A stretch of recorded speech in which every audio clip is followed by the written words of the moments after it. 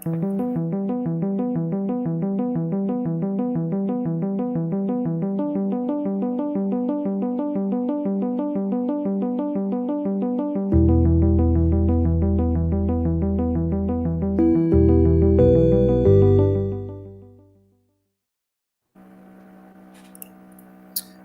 and welcome back to Dash 28 Live. I am your host, Mike Atkins, and this evening we are bringing you a 5th round match from the Explorers Online Kings of War GT between Ray Shields and Adam Ballard. Welcome, guys. Great to have you. Thanks for having us. Thank you for having Absolutely. Joining me here to help cover the match is Steve Forster. Hey, Steve. Hey, guys. And the Dino Lord himself, Kyle Poole. Hey, Kyle. Rawr. In theory, Britton might be dropping in when he gets home from his kid's soccer game to join us. We'll see if that actually happens or not. It's all right. We have Luna. She's roughly the same value as Britain, I think. There you go. Slightly less beard, slightly equivalent knowledge. So we're doing 5th round Explorers GT, playing on UB. You guys are playing at 2,300 points. The scenario for this round is Fool's Gold. So we'll talk a little bit about that once the room comes up. But first, let's get into talking about the lists. Let me bring up the list. This is going to be a Salamanders versus Trident Realm, the other T army list. Let me find it. Here we go. Here's Adam's Salamander list. Adam, could you walk us through your list, please? Sure. I got a regiment and 2 hordes of Gekuto warriors. I have a horde of tyrants with Brew Sharpness and Effigy. I have 2 hordes of Scorchwings, 1 with the Staying Stone, 2 regiments of Ember Sprites. I have 3 Phoenixes, 3 Sky Lords, and Rakaz. I wanted to play the army for the Sky Lords and then realized that it needed some help, so I added 3 Phoenixes, and everything else is just for fun. All right. Thank you. Now let's pop over and take a look at Ray's Trident Realm army. So I took my traditional Trident Realm army, dropped the shooting Heart Piercers for more Fool, and the Tidal Swarm. So I have a bit of an aggressive, soft, squishy army. So seeing lots of shooting in Adam's list is absolutely not what I want to see. And Snare doesn't help me against that. This is my first time using the Aqua Mage with the Bark Skin, so I'm kind of curious as to how that's going to work out. And after that, my army basically works with 2 wings and I can see what Kyle already thinks of my list. And to be fair, that was kind of my thoughts as well when I looked at Adam's. It's not that bad. Luna doesn't approve. So that's really my list. Is the formation, 2 extra Thule, 2 Tidal Swarm, Naiads, Knuckers, and Centurions for flanks. And I guess when you go to see the setup, you'll see that essentially it's 2 flanks in the center. All right. Yeah, you failed the drop count in Luna's book. It was too elite. Well, maybe she'll do a drop in my favor that you'll have to clean up on my behalf. So there we go. All right, so this is the UB room. For those of you that have not been following along or playing Explorers, Mike Zettelmeyer decided that he wanted to do weird things with terrain for this tournament as part of his theme. So there are some non-standard kind of irregular things going on here. The one I'll bring everybody's attention to is that there's a height 4 hill, kind of large, in the middle of the table, and there is that is only a height 5 blocking terrain next to it, and the only other blocking terrain on the table is only height 6.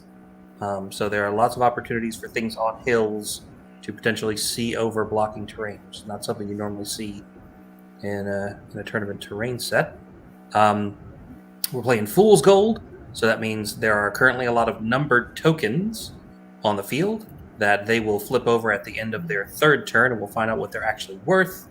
Both players have sent me the secret values of those, which I will talk about once they are gone. So hopefully neither of them will be concurrently watching the broadcast to find out what the numbers are, because they feverishly try to bring up YouTube and figure out how to spell -28. So let's let's go ahead and talk about the deployments. Adam's across the top and Ray's across the bottom. So Adam, could you walk us through your deployment, starting over on the left, please? Yeah, so in the back there, back left, I have a regiment of Ember Sprites. I have Skylord, one of the hordes of warriors, the Scorchwings with the Staying Stones in that forest there, Phoenix, Rakaz, Phoenix, last horde of warriors with the Tyrants behind, Skylord, last Phoenix, Skylord, Regiment of Warriors behind that, Horde of Scorchwings naked, and the Ember Sprites behind them. Ember Sprites, all right. Cool. And then, Ray, could you walk us through yours? Sure. So on each flank, I have a Knucker on the far end with a Centurion and the Naiad Worm Riders, and that's kind of each of the flanks. On the left flank, I have a unit of Thule hanging back with Hammer of Measured Force, because it's not really worth a lot in this game. And my center is a Tidal Swarm, the Formation Thule, the Thule with Drunkenness, and the Aquamage and Thule Mythican. So Thule for the center, Naiads, Centurion, Knuckers on the flanks. Cool. All right. Thanks so much, guys. I think at this point, you guys can go ahead and drop off and get to playing. We'll be watching over your shoulders. Best of luck to both of you, and we will see you guys back here at the end of the game. Thank you. All right, see you guys. Good luck, guys. All right. All right, so they're about to get started here. And I will bring up, we'll go ahead and put the keys in our private chat. Hey. So you guys know what's worth what.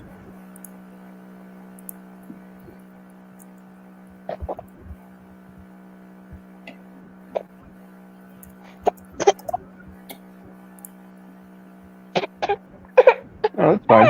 Just cry every time I unmute and be quiet when I mute. Adam's layout is my default layout for any of the bluff scenarios. All right, so this scenario doesn't get played a ton, which I think is a shame, because I actually think the bluff token scenarios are fun. But in this one, they place tokens on their opponent's side of the table, so after they've chosen sides. And each of those tokens are secretly either worth 0, 1, or 2. There's 2 that are worth 0, 2 that are worth 1, and 1 that is worth 2. So Ray has placed them on the top half of the table, and up there, the A and the E are worth nothing. The A's kind of over here in the middle by the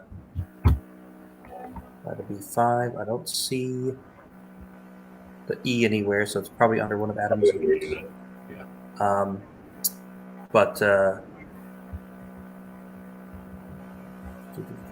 And then B and C are worth 1 and D is worth 2. So the 2 is way back in the corner, in the top right corner. And then B and C are worth 1. And then for Adam's side of the table, he's done them symmetrically. So A and E are 0, B and D are worth 1, and C is worth 2. So again, the 2-pointer is the one that's furthest back for both of these guys, and the 1-point tokens are the ones that are kind of out. Well, they both have the speed to get it, so that's, you don't have to fight over the middle when you're both fast. Yeah. Although I like seeing the Trident Realms player like have Ray go a little more central, knowing you're going to lose the speed, and since you still get half the game to react, like one Knucker in a corner is going to lose to a Scorchwing if it redirects, or even a Phoenix goes contested. So I don't necessarily like that from Ray, just because the unit strength speed that Adam has is so much more aggressive. I would have rather seen it more central and let the Thule actually contribute to scoring it. But I also don't know that the Thule is going to live long enough to score it. So maybe I'm wrong. Yeah, let's talk about that for a second. Now the players are gone. What do we think of these two lists in comparison to each other? Obviously, like we said before the broadcast started, when we were looking over the lists, Trident Realm really hate getting shot at, and Adam brought kind of a lot of shooting. And he brought shooting that's faster than the Trident Realm. So usually, right, like the Trident Realm players banking on the fact that they're going to win the melee phase, they've got the ensnare, maybe the stealthy. They're usually the faster army when they go against shooting, like Gladestalkers, right? Knuckers outpace Gladestalkers, Worm Riders outpace Gladestalkers, so you can chase them down. In this case, Ray's against a shooting list that he's going to struggle to chase down. So I feel like Adam's going to hold the tempo for most of the game. Obviously, if he was a bad player, it wouldn't, but he's not a bad player. So I think he's going to be able to control tempo for a while. So he's going to shoot on his terms and charge on his terms. And that's not what I'd want to be facing as Ray. Yeah. No, definitely. Now, if Adam rolls bad, Adam can only suffer like one bad turn of shooting, though, because he does have to take off that stuff. Because if it closes, he dies. He doesn't really have any tank. Right, I mean, what's he got? A horde of geckos that can survive two regiments of Thule at most. Right, and that's it. And the Worm Riders will kill most of his non-hordes in one hit if they close. But Adam does have a fair amount of counterpunch. Like those tyrants with sharpness will one-shot anything in Ray's list, right? I mean, yeah. And the Great Pale One picks up a lot of stuff.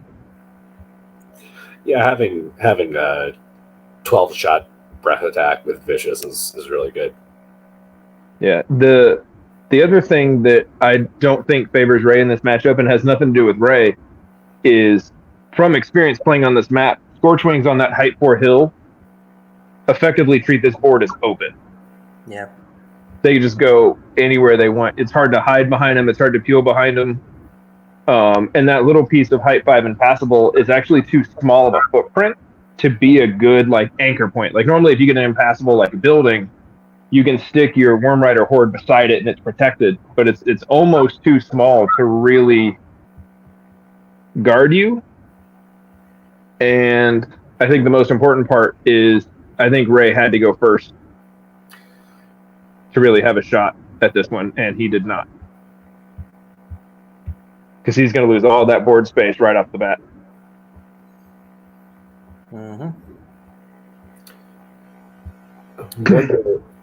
On the right flank, the Worm Riders on the right flank have repace, so they're speed 9. I wonder if Adam has realized that, because the Ember Sprites on that side are they're just at a 16, so I don't know if Ray's gonna take that charge anyway, but it'd be interesting to see if he actually does that to try to make up some space. But yeah. Oh. Yeah, I don't know. There's a Skylord over there watching. Yeah, I mean, there's always the Knuckers gonna get in, right? Yeah, so the Knuckers would chaff something, would punch something. Yeah, the Knucker could get in on the geckos. Yeah. What I'm wondering is if the Knuckle goes in on the geckos, the Worm Riders take out the chaff. Right. Can they reform in a way that makes the Scorchwing struggle? Because a single Skylord, even in the flank, is not going to stop those Worm Riders. No. But if you can get it in a way to use the edge of the board to where as chaff, to where that the Scorchwings can't fit, because that 150 by 100 base sizes can be unwieldy sometimes. Well, I'm not gonna lie. It looks like Adam doesn't really care, because he's moved his captain in range of the tidal swarm. He's just going for it. Yeah. But I think if Ray doesn't take the charges, he's going to get shot off. And if Ray takes the charges, none of the things they're going to charge this turn, with the exception of maybe the Worm Riders on the hill going into the chaff. Like, with the exception of that, I don't know that Adam cares all that much. Yeah, I honestly think Adam. I think he was expecting the Knucker to be in range, but I don't think he knows that those Worm Riders were based. It would be a shame if he had a YouTube channel about being the best, you know? Yeah, being the rating master and everything. Adkins, how's this matchup float your boat? Well, Ray's a club mate, so you know. Yeah. So you're rooting against him? You always want to be a homer a little bit and kind of lean towards your club mate, but it's definitely an uphill battle for Ray. You know. I'd definitely root against the Brawlers all the time. Well, you guys have a different culture there in the Southeast, you know. It's much more emotionally abusive. Well, yeah. There's still that, but the Mid-Atlantic has a very healthy club rivalry going on, which I think is pretty cool. And there's really the five clubs. The club scene is especially good right now, I think. Yeah, and I think Bart coming up with the idea of the Cornwall Cup has just been, I don't know, it's been great for me. I think it's it really brought, and it's it's fun. It is the reason to go to tournaments.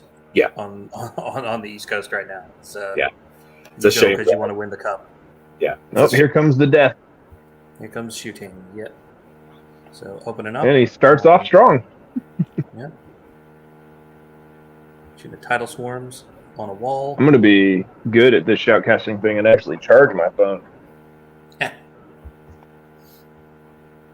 But for folks in other regions who don't know, for the last year, the Mid-Atlantic my is doing something called the Cornwall Cup, and it's like a Stanley Cup style cup that is up for grabs at every tournament to a club with at least usually 3 people. The individual TOs get to decide exactly how they want to set the rules, whether it's the top 3 or top 4, or whether it's just battle or overall. So it varies a little bit from event to event, but basically it's the club with the highest total of the top X members get the cup until the next tournament, and they get a little plaque with their name, the club name, the tournament, and the year on it. So it keeps adding them up at the bottom of the block. Well, you guys were bragging about how cool your scene is. Adam unalived a tidal swarm.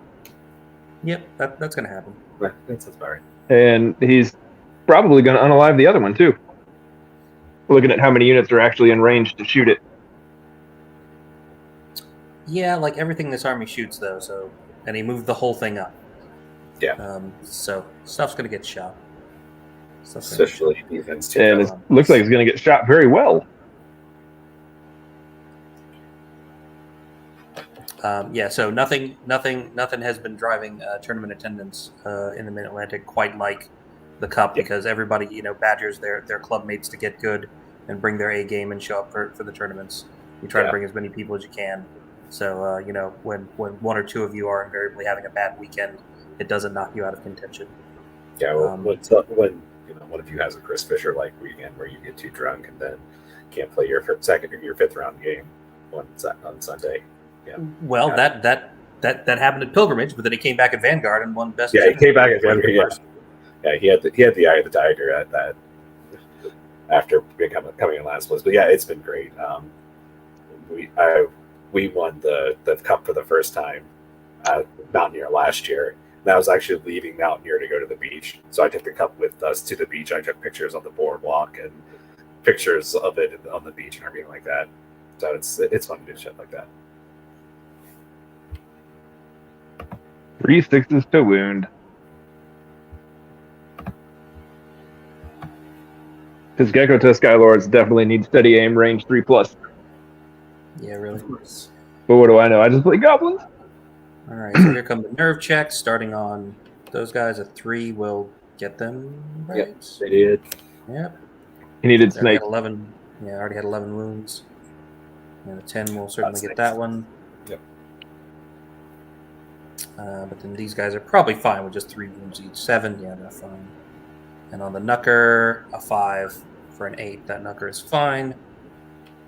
And that is going to bring us around to bottom of turn. The Knucker may be fine, but I don't know that Ray's lost an 1/8 of his drops already, or a 7th rather of his drops, and he's taken 6 extra wounds. And at the end of his turn, he's going to have 2 charges. He'll have the Haste Horde and the Knucker. Yeah. And then he'll go for some board state. But I like how Adam committed Rakan to the flank where Rekwaw's going to be able to do... I think Rekwaw's got more value over there. Knowing that his 2-pointer's Charlie, being able to shove the Pale One, try and get in the back and just hold, is a really smart idea. Yeah. Let's Ray. The Aquamage has a wild charge aura, so he just rolled a 6-inch wild charge. So technically, the Thule of Helm of the Dragon Ram can charge Rakawas right now if he wants to. I don't know if Adam thought of that well. Yeah, Not sure they'd want to. yeah, it's an option. Yeah, but yeah, you're not gonna. I don't think so, because that's a 16-inch charge looking at the screen. Yeah, the Thule of the Helm of the Dragon Ram can get to Rakawas. Oh, is he able to go 16, not 15? Did I do my math wrong? No, it's just Yeah, it's just 15. Right? Well, 12 plus D3. But But it looks like on the screen he's 16 away. But the character, the Thule Aquamage, has a wild charge aura +1. So Oh, he's got +1. My bad. Yep. So 16 exactly. yeah. So yeah, He does. So he's got double auras. Okay. So it's there if Ray wants it. Boy, that's a ballsy charge. Yeah, I mean, If it fails, those tyrants go unalive mode. Yeah, for real. And was it 20 attacks on 3s and 5s 30. into the Pale One? Oh, that one. Yeah, 20 attacks on 3s. Yeah, because it's not part of the formation, right? it's not the formation one. Helm of the Drunken Ram, so 4. It's Helm of the Drunken Ram, so it'll be 3s and 4s, and so yeah, it's not a. And Rakawas is 18-20 on the nerve, so that's It's a ballsy charge. Yeah, it's a bad charge.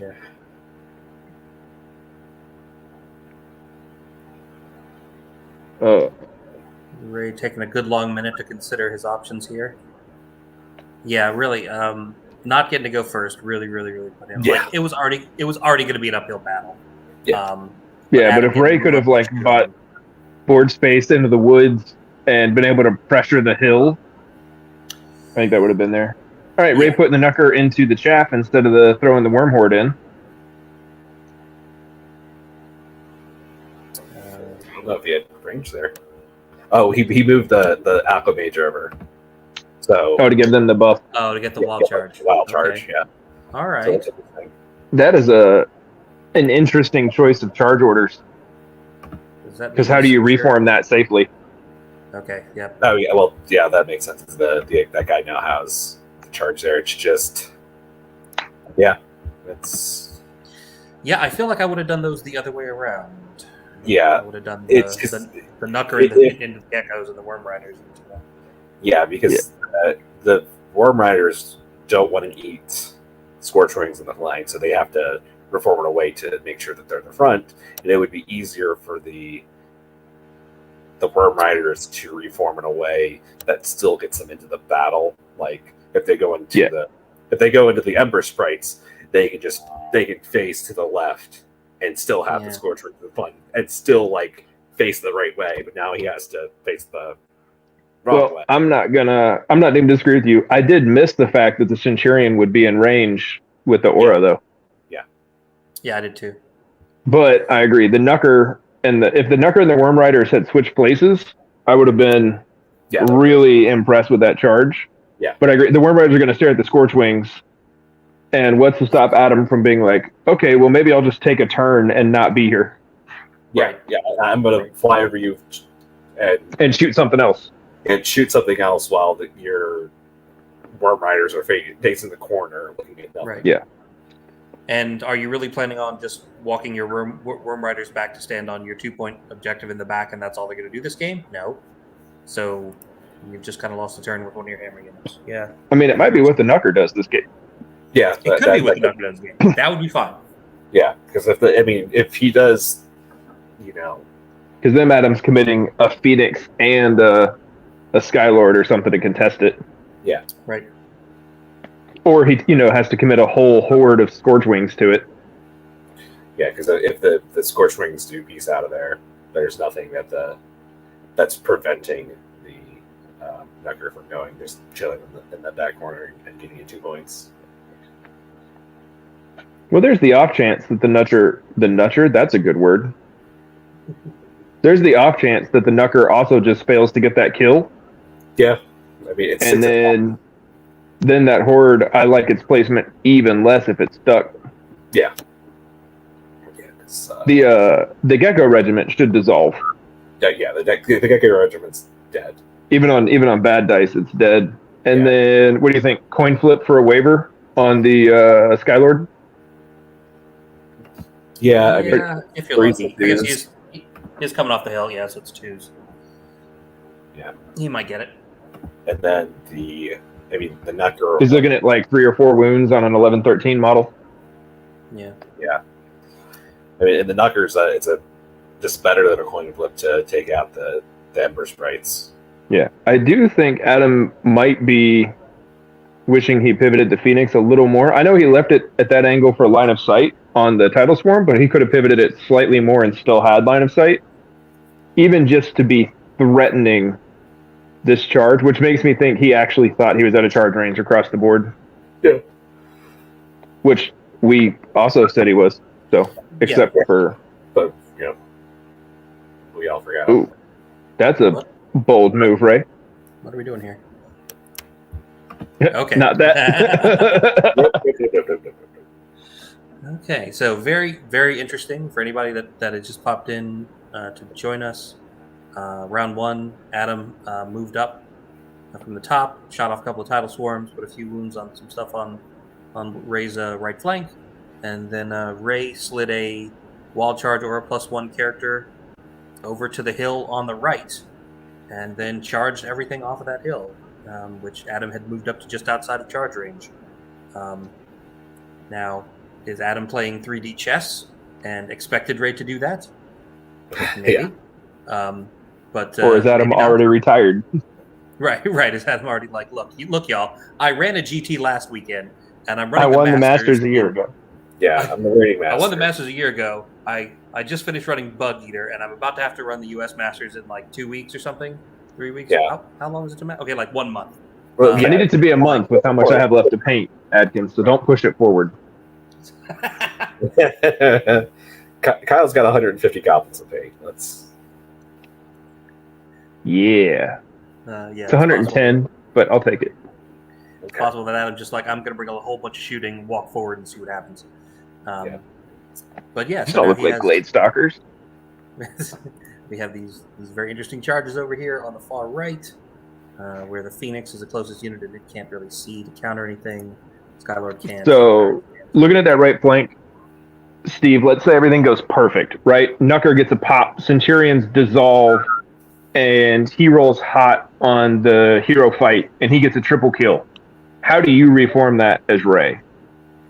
I mean, you have to keep you pivot the Worm Riders enough so that that's a front charge, and then just you hope that the Centurion will turn to the left to look down the flank. The Knucker probably just kind of stays where it is. Maybe forward. Pivot a little bit, just to pressure. Yeah. Okay, so assuming he gets a triple kill, how do you respond to that as Adam? I think that that's because that's the worst case, right? He gets all 3 popped. Yeah, right. Then I think Adam just pops gets the Scorch Rings out of there, and I don't know if with this, he doesn't He doesn't have line of sight to the Aquamage, but or just he just flies over and starts banging shots into the side of one of the full regiments. Question: Worm Riders are height 4, correct? Yeah, They are. Okay, so they are blocking line of sight to that Thule flank. Yeah. Oh, right, yeah. Because that regiment's in the Scorchwing's flank, but as long as he doesn't reform in a weird way, Yeah. he can't shove it in. Oh, here goes combat and regen. Yeah, my prediction is we see the Knucker on a coin flip, the regiment die, and the Skylord wavered. Yeah. So he gets 2 wounds back on that. And here we go. Here comes one of the best units in the game. Never fails. All right, Knucker on Ember Sprites. The best use of a Knucker, Ember Sprites. There's dudes. Hitting on 3s, winning on 2s. Yep. Coming off the hill easily. I mean, their defense is 2 to begin with, I think. Yeah, Ember Sprites are dash 11. Yeah, he's looking like a 7. Not like that. Ugh. Definitely not like that. Ugh. Needs a 10. One wound will, in fact, not even kill it. Needs 10. a 10. Needs a 10 here. Just once, though. No. No. That's it. They do not waver, so they are fine. Even on an 8. Here comes the murder, although I'd probably kill the inspiring first if it were me. But, I'm not Canadian. Maybe he's just being nice. I think he is just being nice. There it is. Oh, there it is. There it is. Ray, And there you remember, go, folks. Proof that they are listening to us. they're stream sniping. So, 2 wounds. That's actually a little soft. Waivers. 9, 10, 11 for the waiver. You're there. All right, You got the waiver. there's the waiver. So far, I'm 2 for 2. Who would have guessed you just do what math says and half the time you're right? At least. That's a good roll. Yeah, it's a good start. That's a dead unit of salamanders. It's going to be 13. snakes twice, right? Yeah. Yep. Yeah. Yep. And Box here's the cars 10 will stand itself. off. All right. He did that on the Ember Sprites there. Now it's Justice. yeah, you got to do that, Yep. and that still blocks line of sight to all the scorch rings, all the stuff it wants. So in this case, I almost wonder if because the chaff's not gone, he doesn't just slam the Scorch Wings into the Worm Riders and tie them up. Maybe. The scorch rings will win, or the Worm Riders will win that grind now. You think he just flies away and goes and Yeah, plays the ice shoot game? I think he just pops over and starts banging shots somewhere. He's got enough of it. Yep. I'm really curious to see what Rayquaza, the great pale thing, does. I don't word good, guys. That's why I'm on here. You brought me on here for entertainment, not knowledge. You feel English? That's impossible. Just call him Godzilla. Yeah. I do have a Godzilla tattoo. I can get behind that. All right, so that's going to bring us to the top of turn 2. Back around to Adam. So now we get to see how Adam responds to Ray's Alpha Strike on that right flank, making use of that Wild Charge aura. My guess is aggressively. Yeah, we will see. So is this going to cause Adam to step on the gas someplace else? Do you think? When you say aggressively? Yeah, I think his left flank's going to collapse. I think he's going to push the left flank in hard. Yeah, he needs to. Because that Worm Rider horde pulled itself out of the fight for at least a turn, so he almost doesn't have to care. And I wouldn't be surprised if we see his left flank just like double time forward. And just go all in on shooting and see if he can pick up those Worm Riders. Because the other thing, that Knucker can only see Godzilla, the pale one, because he's doing a straight 90 there. There's just, Ray can only cover so much of the board. Right. I would say half of his flexible force is committed to the fighting the Scorch Wings on the right now. And Adam, if he wants to, he could even just commit his Phoenix and go for a heal play. If he wanted to, he could just do heals and shooting. Oh, that is a big wild charge roll for the Tyrants. I don't know if it gets him anything. Does it get him 15 inches? It does, doesn't it? It sure does. Oh, shit. That is far. It would get them that one, though. It would get them those middle Thule who are just barely kissing that forest, so they are visible. Hindered and ensnared doesn't matter to tyrants with sharpness. With sharpness, yeah, they still hit on 4s. And he's in range to... the geckos aren't in range. Yeah, they are. The geckos are definitely in range. They're speed 6. Yeah. He could throw the geckos over to the right, throw the tyrants in, and then if he wanted to, he could even commit a phoenix just to chaff. Yeah. The Thules with Helm of the Drunken Ram and try and strip that Thunderous. And it looks like that may be what he's trying to do. If he's got line of sight on him. I don't know if he's going to be able to squeak it. I don't know. It looks like he's touching the forest ever so slightly there. We will see how they roll this. Right now, it is just barely touching the base.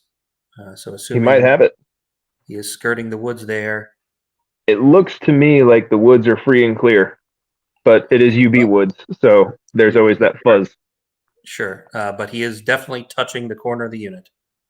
Yep. I mean, he's always got the Phoenix on the hill if he has to, but I don't know if he wants to send in the central one. Right. And they just to remind everybody watching, they do only fly 8, but that is within 16. So if he wanted to, he could absolutely chaff that up. And then he's still got a Skylord over here that he can do something with. And he might. I don't know if it would actually fit, like charge-wise, but he might even be able to put both Phoenixes into that Drunken Ram Thule and see what happens. But I don't know if that helps. I don't think it helps at all, actually. I wouldn't do that. 3 attacks is not going to break. An extra 3 won't do it.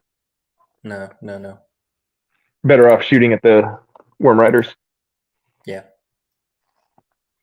Ooh. I guess they decided it wasn't in. I guess so. So that would be the central one off the hill with chaff, but here comes we're guessing the Horde charge. This is the disposable charge. That's what you wanted to say, Anakin. Absolutely, yeah. This is the YOLO charge. Is he going to make it in? It looks like he'll make it in. That was legal, Adam. What are you doing? It was in. You had it. You didn't have to move any farther. Right. You could have just got the Skylord out of the way first. Even where he had it before that, he was still in. Right there, he actually can't make the charge because he's touching parallel. Yeah. But, I mean, we know he can fit because before he undid it, his lines had actually made contact already. And then he scooted forward farther to try and do it. All right, so there is a big old wild charge. Which makes me think he might just commit all 3 units, the Phoenix, the Skylord, and the Scorchwings. He might just decide to disengage the Ember Sprites as chaff and shoot everything into the Worm Riders. Instead of flying away, he might decide to back the Scorchwings up and back the Ember Sprite Regiment up as chaff. Yeah, you just have to back it up enough to be an inch out from the Worm Riders. But yeah. Yep, and just try to make sure the Knucker can't squeeze around. Yeah. I mean, the Tyrants are hindered and ensnared, but they're still on 5s. 4s. Oh. Sharpness. Because they've got sharpness, yep. Well, hindered and ensnared, right? Yeah, it's hindered and ensnared. So it'll be 5s. It'll be 5, but that's still 10 hits and 9. Oh, you're right. You're right. I'm sorry. He probably doesn't one-shot it, but it's not happy. I mean, it's probably. I mean, because it has effigy of fire, so it gets de facto vicious.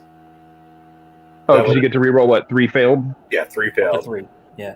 Up to 3. So I think what's deep more like 12 wounds or 9 wounds. It's like 9 wounds. So at that point, you're needing like a 7 coin flip off. Yeah, even if it's just a waiver, it's That's a solid play. Well, it's another charge that I didn't really expect to see. I thought maybe we'd see the Gecko Horde go in, right, just to chap up. But the Tyrant's going in. I wonder if that caught Ray off guard too. Yeah.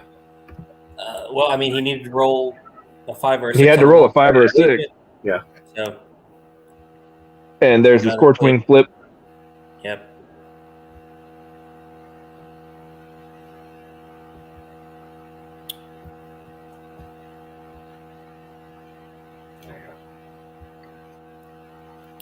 Well, and I have doubts he'll be shooting. These guys have definitely wasted no time mixing it up. Yeah. Yeah. The biggest thing that Adam has to do is make sure he lands in a legal position. Yeah, that's it. I don't know if he has the. If 10 inches, we'll let him clear it and pivot in a shooting arc. Yeah. Right. Or he just eat out of there. Or if you just take freedom and then hope that the single attack Aqua Mage doesn't get you. Yeah. I mean, it has. It's one attack on 4, so it's better than goblins. Yeah. And he's got weakness, so math might say it's better to just use weakness. Yeah. Yeah, Adam has left it in the flank. Okay, now he's moved it. Let's say, but he left it in the flank, so even if he punches them, they can't totally hold them up. Can't stop it, yeah. Yeah, but now he has. No, now they're in the front. So now that will be an option. Yeah. Oh, nope, there they go. Now back into the flank. There you go. Well, the right flank went more aggressive than I thought, so maybe the left flank won't go as hard. Maybe I'm wrong. The Tyrant's getting in changed what I thought the pace was going to be for sure. Yeah, no, that was a big surprise. You can't really predict wild charge by definition. Or that Ray would even be in at all. I didn't figure there'd be any combat till turn 2. Yeah, I mean, it's like watching two different games, right? Like the right side of the table engaged immediately, and the left side is playing like a normally paced game of Kings of War where nothing happens till turn 3 except shooting. Yeah, well, and I pointed out that I thought Adam would get to control every charge, and Ray was the one who started off the fight. Yeah. With a triple charge, so. Yeah. I mean, on the left side, Adam can, because the Worm Riders are out of cover, so he can pump in for 14 or 18, 28 shots. No, plus the Rikawas, so he can pump in 40 shots into the. Yeah, and he's going to have to, because if he doesn't at least waver those Worm Riders, they can put a big dent in Rikawas. And the Knuckers and Arc as well. So there's a double charge potential going into Rikawas. I mean, the downside of double charging Rikawas, even if you kill it, is you spent 2 massive units, one of which is probably heavily injured, to pick off a single unit strength, and then you get shot off. Right. Yeah, I mean, we are playing withdraw. So -1. Yeah. So the fool that it's being charged by the Phoenix could probably withdraw and charge the flank, but at that point, it's going to be hindered, and it's going to be, the -1. So there'll be 40 attacks, 5s and 5s. I mean, if it's a part of a multi, Yeah, because you've got the Thule there, you've got the Worm Riders, and you've got the Knucker all with line of sight on Rikawas. Yeah. And what happens happening in my head is the Worm Riders are going to get shot with everything. Yep. And he's probably fishing for he's hoping for a kill, but he's happy with a waiver. Yeah. So if you get a waiver, the Knucker goes in, and the Knucker will stop Rikawas, but he won't kill it at all. Yeah. And even if you send in the flank 40 on 5s and 5s, it's just annoying. If he fails to kill or waiver the Worm Riders, we can't see. I don't see a triple charge, but he might do it just to make sure it dies. But I don't think Adam cares again, because now you have a really wounded unit out in the middle of nowhere, and Adam just turns all the Phoenixes and fire sparks it up. Yeah.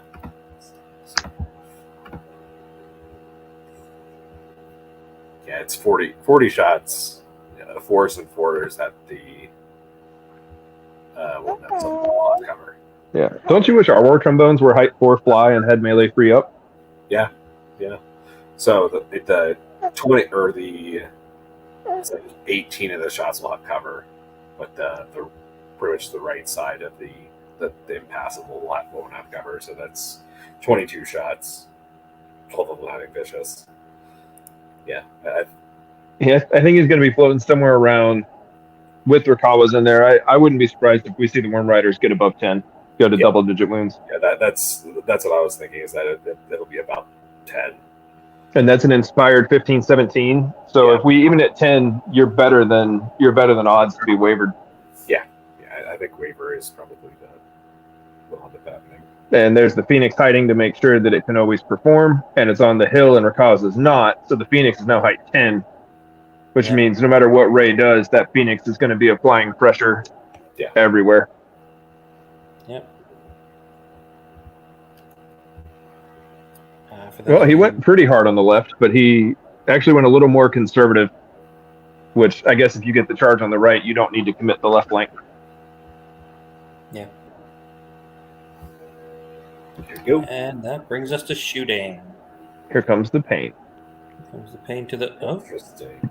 shooting the knucker in cover instead of the It's too tall for cover. Yeah, it's height 5. Oh, you're right. Maybe that's why. But isn't it stealthy? It is stealthy, Yeah. so it would be still 5s. No, the knucker's only height 4. Okay, then yeah, it would be 6s. Okay, there you go. That's better.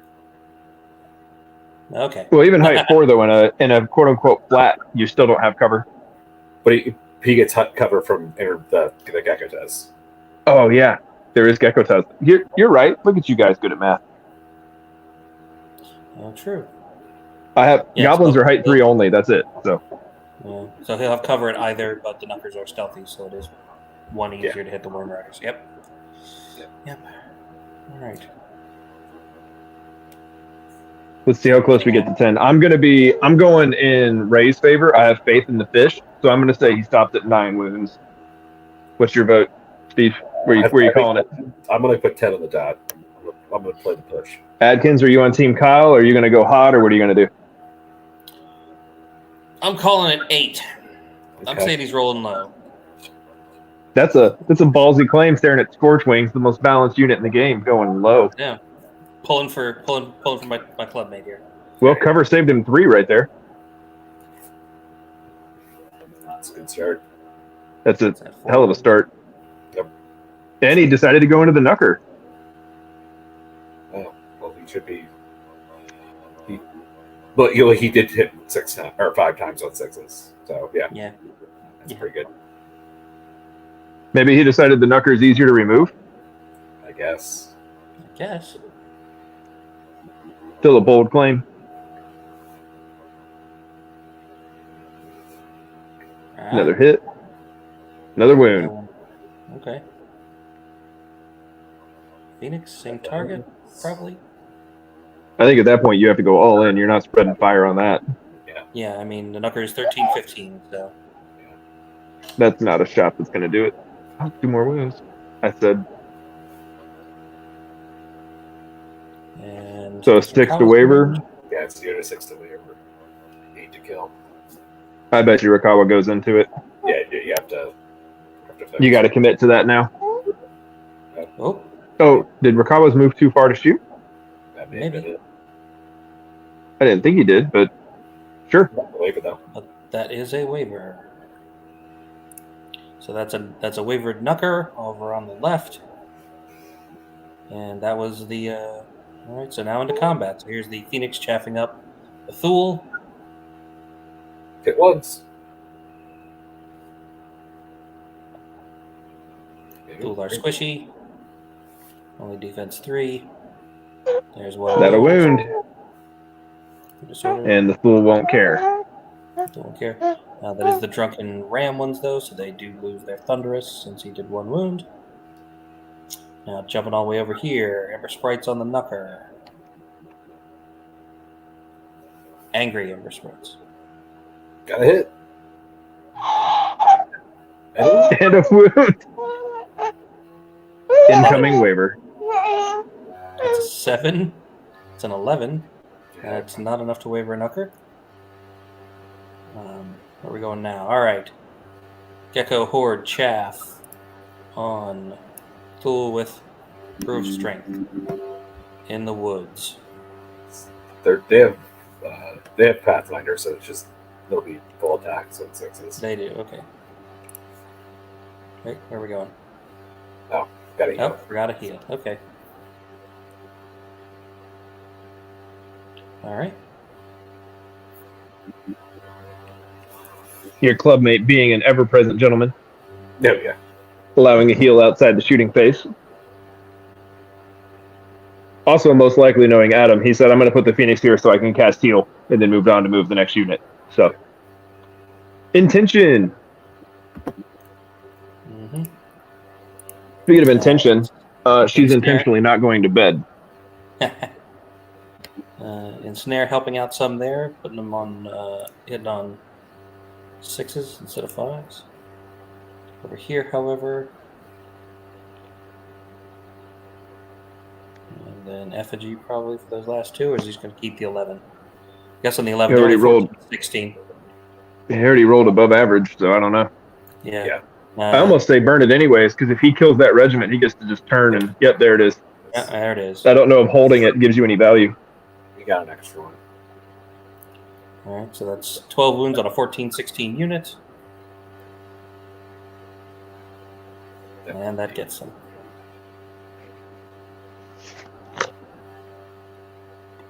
Then I'm assuming he just turns them to the left?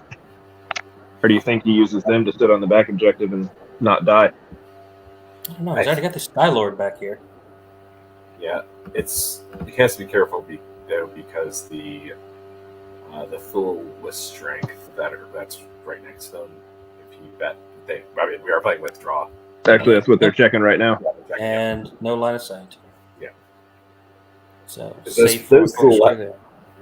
Those fool have Pathfinder. And they will flank tyrants into the ground. Yeah, So there's a one he just- sidestep, which is all he needed. Yeah, that's all he needed.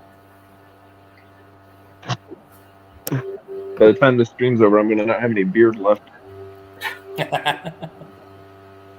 Why aren't you asleep? Ray could go. I don't know. All right, bottom of turn Having- 2. Ray's really feeling having those worms face the wrong way right now. Yeah. Because they're going to kill a piece of chaff, and then the knucker will go score D, and the worms will turn to face. And they're going to turn to face. I mean, Adam could even just sacrifice the Phoenix into him to buy time. Yep. Because when you have 3 Phoenixes, they are certainly chaff. Yep. Everything is chaff. Well, that's true too. Everything is chaff. One of the Phoenixes is already doesn't even have to move. It's already looking the right direction. And then Staring him down. Fool Mythican is going to be going in a blaze of glory there against the tyrants. I think. You think he'll go into the tyrants, or you think he'll just pray that his dice are with him and go into the Skylord? I mean, it's 5 attacks, 3s and 3s. I don't know. He's not killing it. He's not killing a Skylord, but he does have a glass shield. So if he can go into the tyrant, it won't matter that much. And at that point, it's 5s and 4s. Yep. Okay, I still think it kills it, but it's It something. still doesn't feel good. Yeah. Well, no, because if it's a counter charge, they're not even hindered. So it's 4s and 4s. Yeah, It's a bad day to be a Mythican. it's a bad day to be a squid person. Yeah. Insert, Legally not Tau. insert sad Dr. Zoidberg noises. Oh, Well, since he got the waiver on the Knucker, I am curious if he takes the double charge into Rakawas with the regiment on 6s and the horde and just sees if he can break it, or the regiment will be at 5s because they hit on 3s. yeah, it'll be 5s, not 6s. Yeah, you're right. Goblins have made me assume everything hits on 5s and 4s. Like anything past that is hell. So.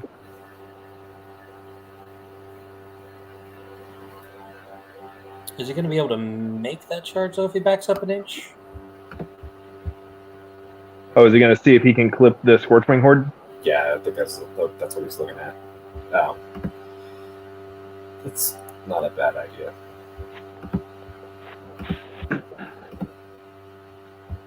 Oh, That'll park him in place. Sure. Interesting. Sure. Okay. I don't hate that charge. It's certainly more effective than going into the Tyrants. Yeah. Yeah. Because even Gnome Glass Shield, like, they're still crushed too, so they'll still power. They'll still probably take off, one shot the Mythican. Yeah, I mean. So Adam's 1-pointers are D and E, right? Adam's 1-pointers are the ones that Adam put down, or the ones on Adam's side of the table. The one that Adam put down. Ones Adam put down, his 1-pointers are B and D. Hey, Britton. B and D. Okay, so he does have value keeping the Tyrant Horde right there around D. Just a lot of unit strength. Yeah. Even if it just sits and defends the rest of the game. So the Tyrants may just decide to hold point. Just contest the middle and try and chase away whatever goes for B. Maybe. Hey, Britton, so we are in the bottom of turn 2, and so far there have been a whole lot of wild charges on the right side. Okay. You missed a challenging game to explain, Britton. Well, I was wondering how many shooting phases it's been. 2. And how quickly Ray had to potentially close distance to stop some of that shooting. But it looks like Adam's the one that went flying around. Ray actually, at the bottom of 1, moved a wild charge aura over and put 3 units in charge range where we were not expecting 3 units to be able to go in. Mm-hmm. Yeah. So Ray started the fight turn 1, and then Adam was like, I can charge. It's one way to So- go Adam- with a 100+ shot army opposing you. Right. Ooh, I don't know if the regiment can make the pivot, it looks like. They can't. Yeah, I don't think they can. Well, that answers, that makes it a lot harder to kill the pale one. Yep. Yeah. Yeah, so Adam went first, moved up to the middle of the table, shot off a couple of tidal swarms. Ray slid a wall charge aura character over towards that hill on the bottom far right to give just enough charge range to all 3 of those units of his that are currently in the middle here, and they all charge stuff. And then Adam rolled a 6 for his wall charge on these tyrants, and charged from behind another unit, back behind the central hill, all the way into a Thule unit, which it picked up. I feel like maybe we just make Brenton watch it on YouTube, you know? You're allowed to join us, but you're not allowed to know what happened. No, that's fine. That's probably better for me. Well, my daughter was contributing to the cast, and I feel like I didn't even notice you weren't here. The actual, the great thing is when they sent these lists originally, Adam sent his twice to the chat. So I read the first version of Adam's list as Ray's, and then I read Adam's list as Adam's and thought they had just trolled and we're gonna fight the exact same list against each other. I'll have you know that when I got here, I asked whose list was whose because I also thought they were both bringing the same list. Mhm. So I was very confused. But I had just expected to see Scorchwing on Scorchwing. Yeah, they both look very spicy, and Adams looked like a very comfortable list from him playing Night Stalkers with big trashy Scarecrow units and backed up by Flyers. And this felt like a similar archetype with better Flyers. So. Yep. It has better monsters and better Flyers, but slightly worse chaff. But it also has... Oh, Scorchwing. how many of those... So one of the Phoenix is committed, I'm guessing, and the other 2 are still flying around free? Yeah, he slammed one in his shaft just to buy up board space, and he put it into the non-formation tool, Mm-hmm. so it's probably going to hold for a while. Oh yeah, they stick. If you don't put a lot of wounds on them early, they don't go away. And Adam is about to lose his Ember Sprite, though, Yeah, gloriously. Fucked. They're not going to survive. They're going to die harder than Mike Atkins' army the first time I ever met him. Still claim that's the hardest tournament I've ever won in any game system ever. So the mountain and the Mid Atlantic do not mess around when it comes to trying to beat the Midwest into submission.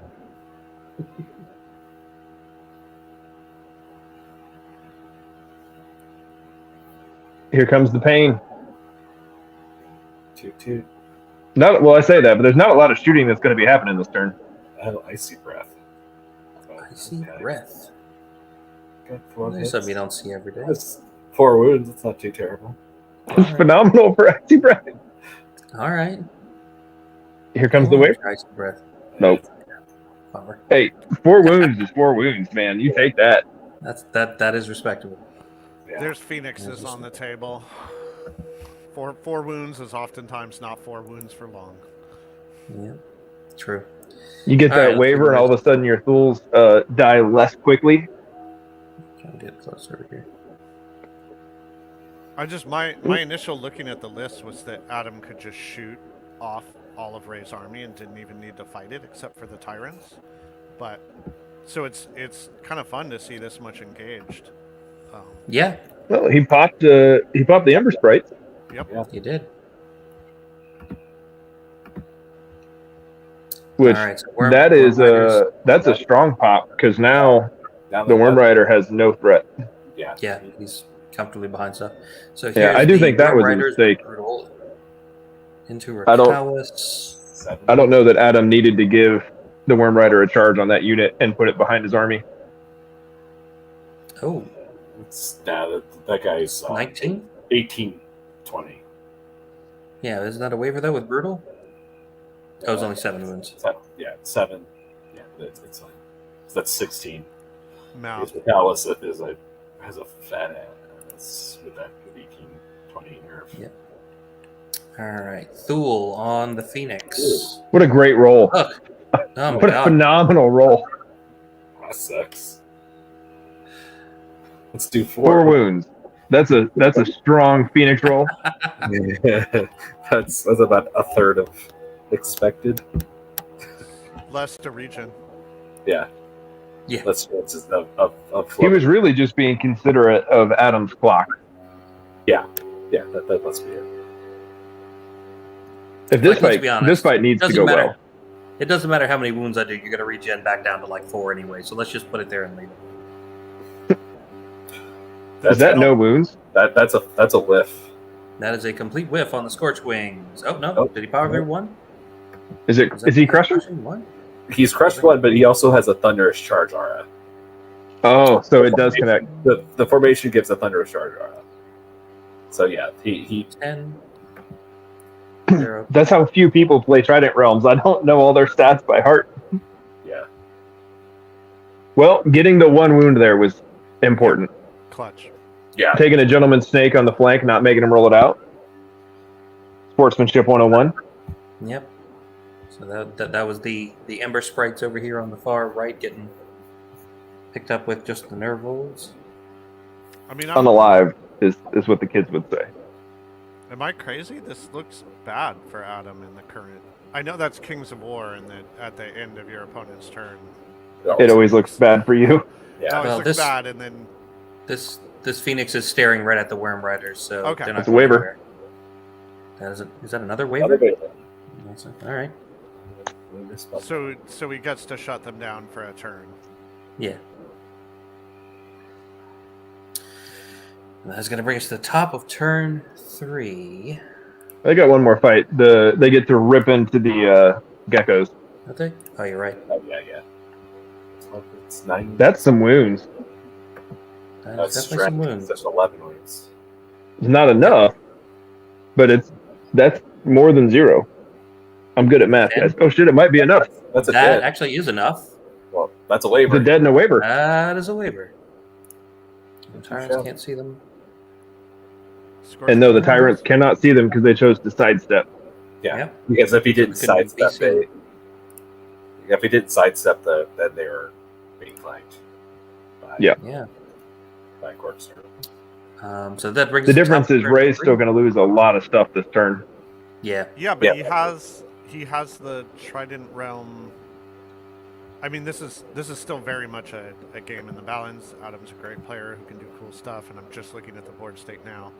But I think generally, if you tell a Trident Realm player on turn 3 you will be around the flanks and your center will be in horrible trouble, they would take that board state most times. Yeah, it is going much better for Ray than I expected, and a big part of it, I really think Adam made a mistake letting that Worm Rider get in on the left hill there. Yeah. With how much control he had, there's I don't know if he just mismeasured or anything, but there's so many ways that he could have protected that unit. And it's going to come back to bite him, because now what's he going to have to do? Double charge the Thule with a hindered horde of geckos and Scorchwings and hope he pops them? Yeah, I mean, the geckos will be half attacks on 6s because they'll be hindered and snared. And then, Yep. I mean, the Scorchwings will still hurt. Yeah, but they're But if he doesn't kill it, they die, right? They just straight up. They straight up die because they'll eat. And he doesn't have a great reform off of that with the Knucker and the Centurion Champion pincering him. Yeah. Yep. Or he might just back the Scorchwings up and go shooting. Yeah, that's always the option too. I mean, that's what I thought his whole plan would be this whole game, and it sounds like that wild charge caught him out, and he had to hit the go button. Yeah, They hit the go button on 2, that's for sure. His whole list went, let's fight then. Because my basic thing was I was looking at this and saying, wow, that is a lot of dangerous maneuverable tools Ray has that Arc defense for. So he takes the double charge on the Knucker instead. Okay. Well, that unit, he's much more likely to kill that unit though than the Thule. I'll give him that. Yeah. And the Knucker is the piece that's going to cause a bunch of Yeah, his reform's also better. I actually didn't think the Gecko Horde would fit, so I hadn't considered that for a double charge. Well, they do.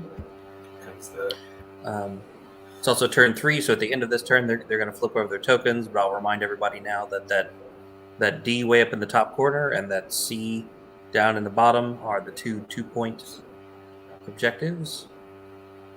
So 4 points are still very much up for grabs.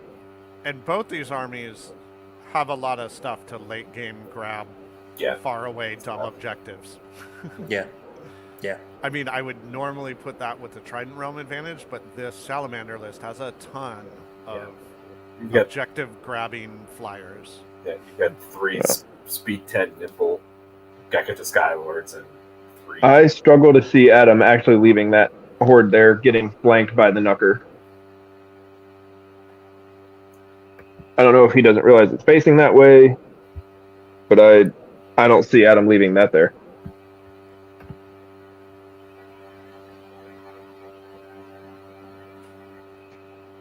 He might not realize it's facing down. Yeah. Or he might not be done moving. Because my assumption here is the Phoenix goes in, or the Phoenix might not charge, it might just park like 1 inch in front of the Worm Riders and shoot the Knucker. That could be. But that, I mean, it's going to be on 6s, right? Because your height 6 over height 4 with stealthy. Yeah, it'd be 6s. So I don't love that play. I mean, you're fishing for like 2 wounds and a waiver. Yeah. It's a pretty ballsy fish. Whereas charging the Centurions at least accomplishes something.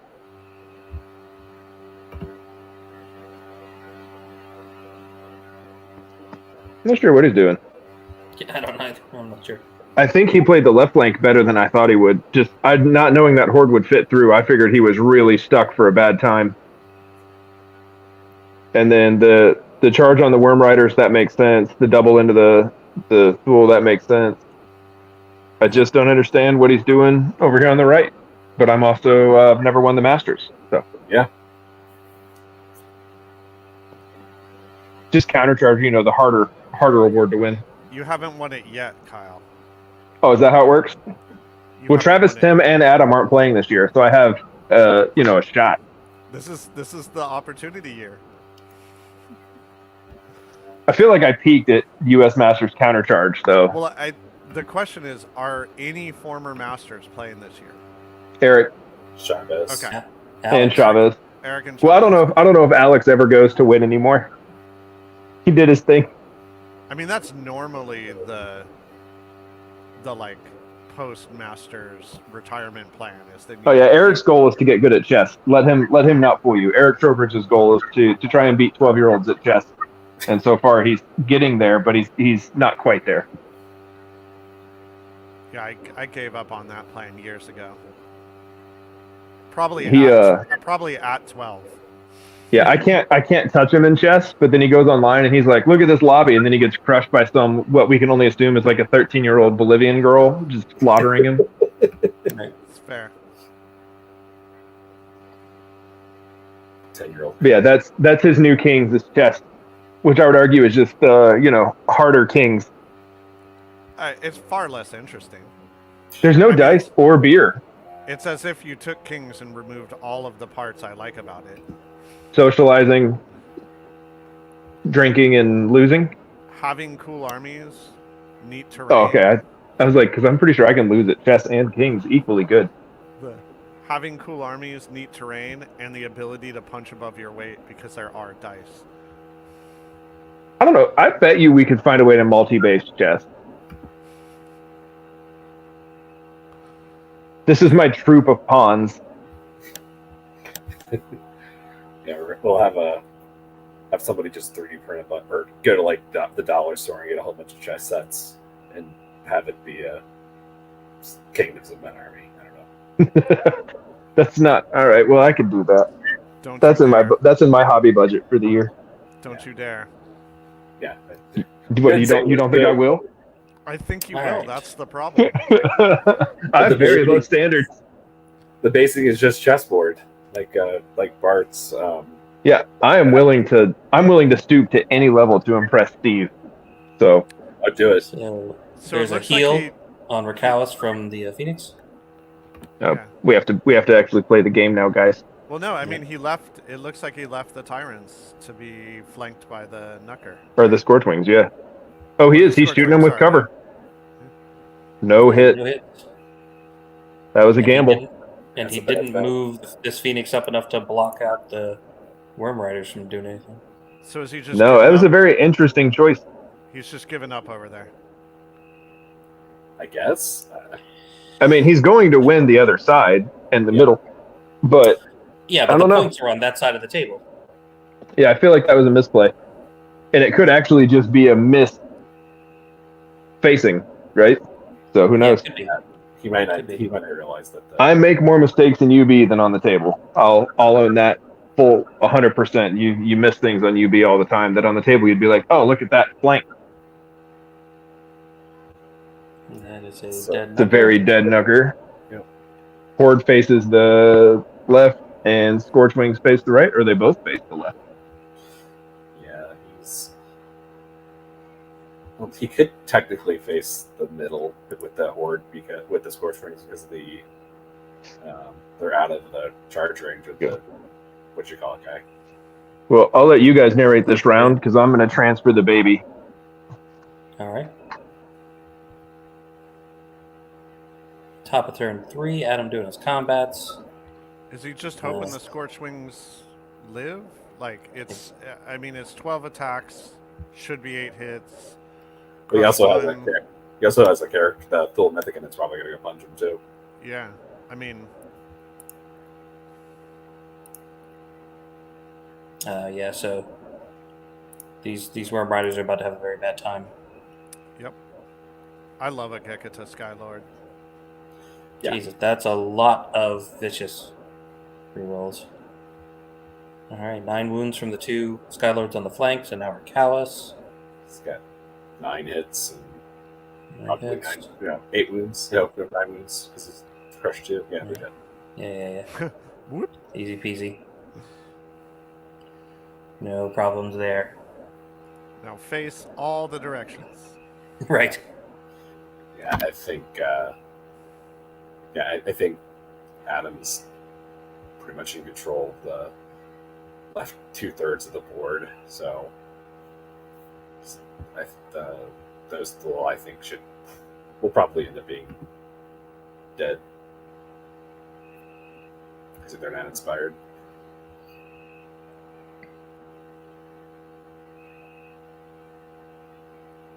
I mean, those are super tyrants, right? Yeah. Yeah, they're still -2 to hit, but they're still doing 7 wounds. They're still probably dead. An 8 would get them. Yep. And not inspired. So that picks those up. Yeah. This is only the top of turn 3, but since they started fighting in turn 1, this is usually what like turn 5 looks like. Yeah. And that will bring us to the bottom of turn 3. I mean, there's not a lot of pieces left for Ray. Yeah. So that we expected that. Probably gonna blow up the Gekuta horde in the center, or not the center, on the right. Yeah, which is kind of overkill. They already have 11 wounds on them, and at this point, I wouldn't be surprised if the Worm Rider Centurion disengages and goes into the Phoenix. You could do that too, yeah. 8. Or 9. You can do 9. Yeah. That's what I wonder, is if he's going to try and disengage into the Phoenix and then slam the Worm Rider Horde into the Captain, just to get rid of more flying pieces. Yep. If he Yeah, would probably not be able to fit though. Every piece he can get off the board at this point. Yep. That horde the horde of Worm Riders that might not fit against the. Nope, they might not. the Skyward. Probably don't. Not with that attitude, it won't. Also, it definitely won't. Yeah. Now that I've relinquished the child and can interact with UB again, it will not fit. Yeah, no, it's not enough room. But staring at a glance without touching UB, I had hope.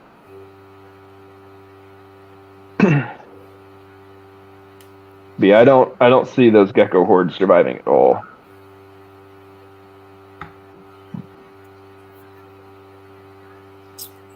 All right, so what's Ray's best case scenario coming out of this turn? Are there any wacky nimble charges? No, that forest is in the way. You can't see all the way over there. Ray doesn't really have a best case scenario. Yeah. I mean, He pops the Scorchwing Hordes on the right, the Gecko Horde on the right, and he pops the Skylord. So he gets a triple kill on the right flank, and he's able to set himself up on the left to only lose one of those 2 units next turn. But yeah, what's coming at that point though is there's so much for Adam to feed Yeah, sweetie, I hear. any unit he wants. There's Like there's 40 shots just from flying and from just the center right there. The 2 feet. Yeah, so there was Ray trying to put the horde in, Yeah. and it didn't fit. Yes. So we'll probably see him try and pop the Skylord. He'll kill the Gecko Horde, and he's got good odds to actually kill the Scorchwings, not just waver. But I'd say that Horde's wavered no matter what. Oh yeah. Failing to kill that Horde would actually kind of suck, because that Phoenix might just take the flank into the Knucker and go for pain. And then, yeah, I think Ray's best case is he gets a triple kill this turn on the right. He sets himself up on the left to only lose one of those 2 units. And the problem is that leaves Adam 4 flying monster / heroes to go score. Yeah. While the and tyrant turns to- fights. Yeah. Yeah. Yep. And when he realizes that D is the 2-point token, I wouldn't be shocked if we just see that 4-wound Skylord just turn tail and double time towards D. Because Ray's going to be committing a decent amount here. So it's almost, in my mind, worth it for Adam to force a draw on D instead of just giving it to Ray for free. And a Skylord can dance with a Knucker and shoot for 2 turns. You know, he doesn't care. Yeah. Nimble shooting, you just always wind up on the flank and then give it what for.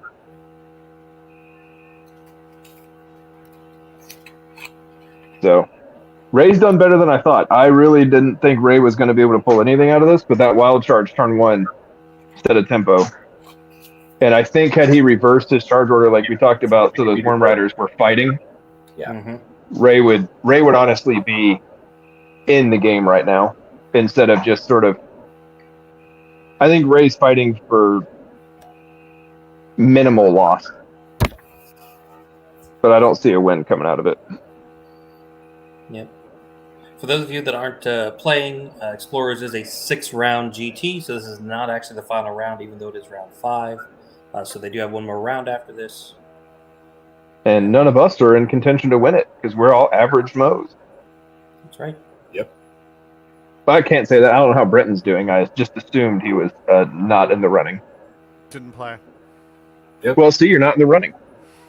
Can't lose if you don't play. Man, it is very interesting to try and do this from the couch while having a child. Yeah, My setup in my game studio works way better. Who would have guessed, huh? I would very much love to play in some of these UB tournaments, but considering what normally happens is I go, hey, maybe I should play in that one. And then the registration and first round is already done by the time I think about it again. It's not a good idea for me to join. Well, Yeah, I'm always happy to lose to you on UB, Brenton. So, Because we've never got to play each other, if I recall correctly. nope. So I feel like you would crush me. You going to Masters? Absolutely. There we go. Someone has to try and prevent Eric from going for the 2-peat. Six round challenge. 6-round challenge, top table or bottom table? I need to know which way to go. I have a standing belief that at tournaments final round, anyone in the bottom half should just be allowed to challenge. Whoever. Oh yeah. It doesn't matter. Whatever. Well, we have access to the TO during the post-game recap, Brenton, so you can pitch that. I'm also assuming that you would be in the bottom half. Sorry. It's a pretty bold assessment. It depends on how early I find Radigan, I think. So Ray is finished moving. Oh, he's gonna whip out Barkskin. Okay. Barkskin 3. 3. I feel like that was an odd time to use Barkskin. Just looking at what charges are coming. The Tyrant don't care. No. I mean, three force fields is 3 force fields, right? But Yeah, but they're already on 3 wounds, it's still. I would argue that he does have weakness on that unit, right? Or no? Am I mistaken? Let me find his list. Full Alchemage does have weakness. Yeah. I feel like weaknessing the Tyrants would have done way more. Oh no, he took it off. It doesn't Oh, have well, it. that explains a whole lot. He's got icy breath. I mean, you say that, but like they're gonna be hindered. Hopefully, it's going to be ensnared, right? Well, those tyrants have one shot. Well, have killed full regiments, hindered and ensnared in the past I know. few turns. I know, but like, and now he has 3 less damage on him. So like, Yeah. it's Well, worth a I thought shot. he had weakness at the time, and I was like, the math is better to just do negative crushing. But not having weakness, you can't use weakness if you don't have it. So then Barkskin's great. Scorch Wings up to 9 wounds and an 8 rolled. That will pick them up. Take him off. I just feel like that was a mistake by Adam. Yeah, I don't think he may not realize that the knocker was facing down. Or he thought to himself, I'll put it here, and then Ray won't dive bomb for D, which he stream sniped to know is a 2. Had nothing to do with his game sense. Maybe it's part of his master plan. You see what I did there? Master plan? Yeah. See, yeah. That's what it takes. Gotta have a master All plan. right. I can face the camera again at least. Go me. Everyone's welcome. Just 2 wounds on the Skylord. 8 rolled for nerve. Oh, it's around. That's a bad Skylord. 13, Yeah, he's fine. and a 5. And He's not fine. even a waiver. Mike's not going to invite me back because he had to look at the side of my face for half the battle report. Oh, that's all right. I'm usually too busy driving around on UB to actually look at you guys. You'll be making funny faces at me the whole time.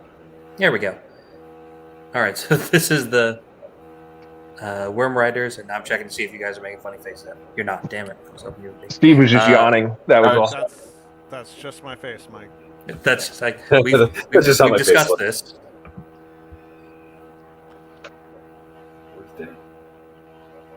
Okay. This was covered in an HR briefing. You know, you're not supposed to say that to Britain. Here we go.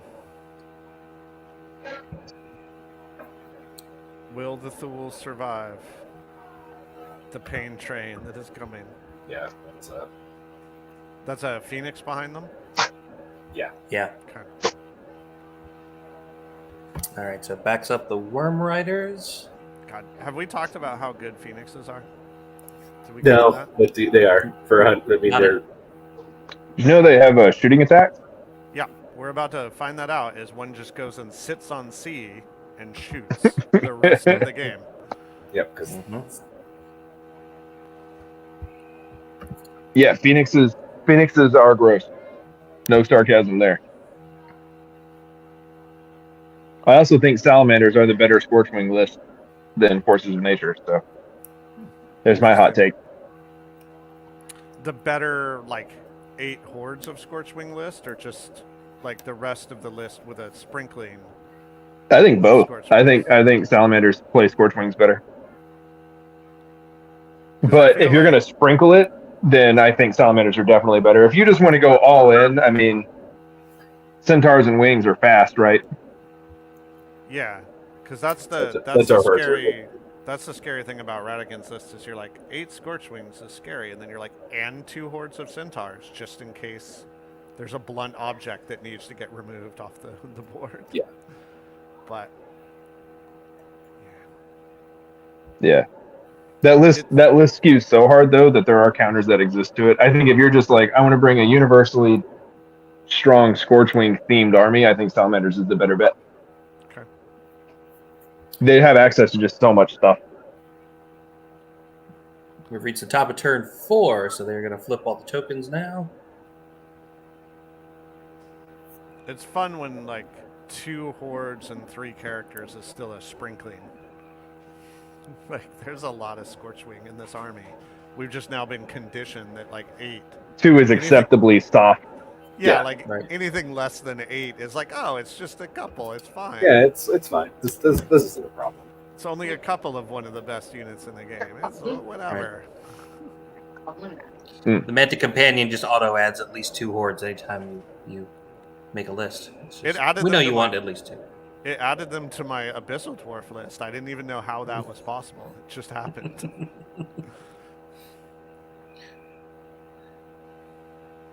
It's like you're gonna want these.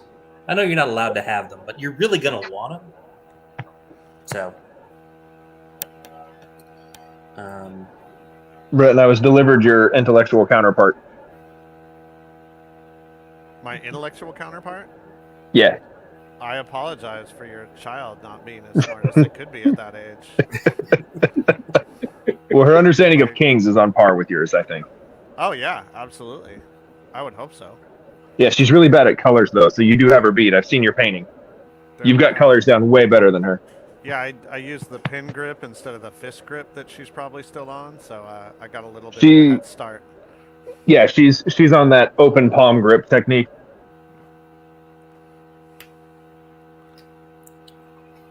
Okay, so that Worm Rider Centurion is just piecing out on the top leftish center. Yeah. It wants none of that smoke from Nope. down below. Which is good. Adam did a good job getting out of there. It got around him. It turned, and he did the age-old solution. When someone gets around your flank, is you just make that not a flank anymore, and you leave. You Yeah. charge whatever is in front of you and blow right back out the other side. So Oh, my technique is usually just let them roll my flank.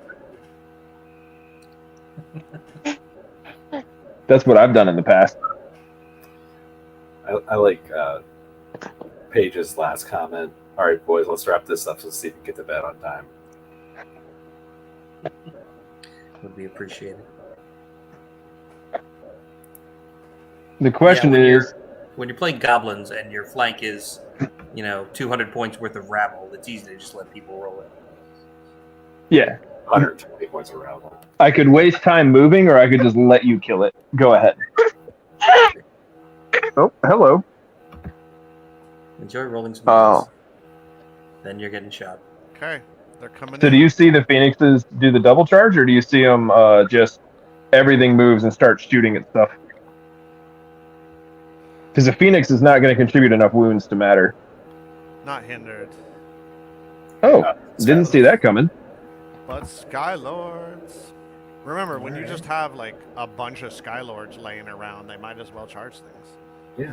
And then I wonder if the 4 models on the hill all turn to shoot at that lone Centurion. Yeah, probably. One lone centurion.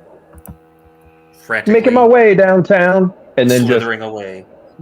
all the weird salamanders creep out of windows and just light him up.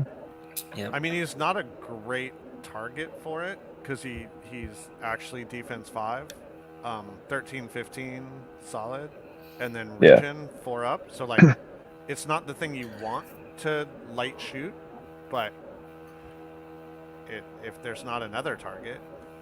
Yeah, because I'm looking at like, do you try and chase down the Knucker? And it actually looks like he's going to try and chase down the Knucker, which is shots on 6s, which is in my mind worse than 4s and 5s.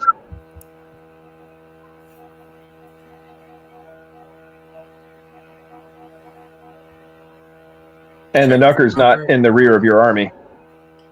Yeah.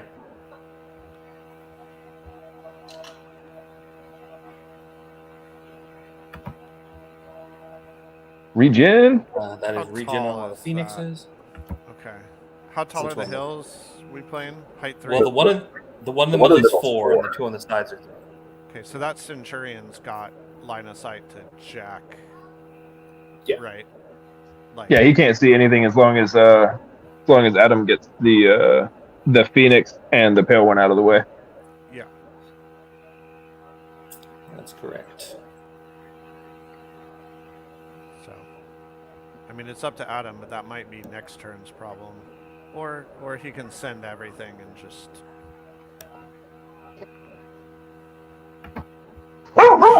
Shoot it.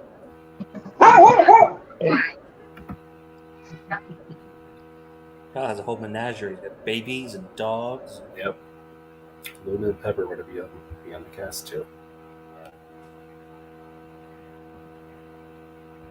That next bottle's for Steve.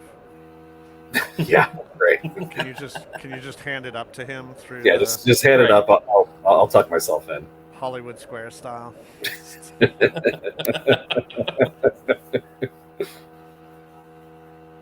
That was unexpected and loud. Hi, Pepper. She decided the bottle was unacceptably safe around the baby. It was too dangerous. She's been asleep for 7 hours. I didn't know she was gonna wake up and bark. Sorry, guys. It's all right. All right. So we expect. So Adam is just positioning. I do not like that position for Rakaz at all. I don't know. That's a rear charge. It's out of range though. It's just barely out of range. Oh. Sick. Yeah. You're right. When I zoomed, I was not zoomed in enough to catch it. I thought he was getting rear charge. I was like, Adam, that's a mistake. No, that's not good. But the wall charge of our guys are all the way over on the other side of the table, so I was about to ask surprise wall about that. charges.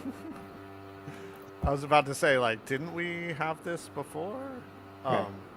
Deja vu. Looks like he's just going to defend and make the Thule do the hindered charge technique.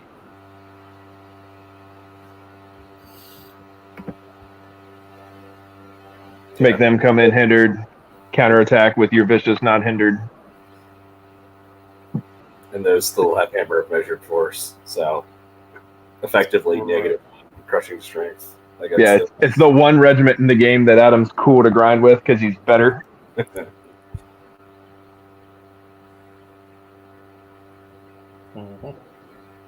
And then he'll just shoot the heck out of the Centurion. Yep, Skylord's facing that way. Scorchwings are in range. These Thule don't really have a charge on anything else. So Rakawas isn't really doing anything, but he's coming over to support next turn. Ray's not out of it, but I don't see a win for Ray, but I do think Ray could squeak out some points, whereas before I kind of thought Ray was going to be offering a handshake by the end of 4. What's the range on the Thule to the Tyrants? Or not the Tyrants, sorry, the Scorchwings in the bottom left. It's 13. They're 6-inch move with a wild charge D3, right? Not those No. guys. They're not the formation. Also, that regiment's in the Scorchwings flank, so even if they were in range, they wouldn't be able to make it because they'd hit the front. Gotcha. Because they do have wild charge D3 and speed 6, even the non-formation. Oh, right. Yeah, they have. Yeah, formation, but Adam left him in the flank. Yeah. Okay, cool. Maybe he only makes one flank mistake this game. Gotcha. Oh, they're in the flank. Yeah. Right, but they are not nimble. Yeah, so they can't go. All right. He's going to force him to take a really bad charge into the giant pit of nerve that is the Gecko Horde, and then the Geckos are going to come back with Vicious. Yep. I don't know if I like that, because he's got Pathfinder, right? Like, in my mind, just take the first charge. But I don't think it matters too much at that nerve density. Yeah, I mean, there's no points over there for either of those units to win. Yeah. In my mind, Adam's not gaining anything by not charging because he has the Pathfinder, right? His dice are identical either way. So I don't see giving your opponent like a free 7 wounds on you to start, but Right. and it would keep the Mythican or the Thule rather even farther from that 1-point token. But I think both of those units are effectively written off for the mission now. Oh, yeah.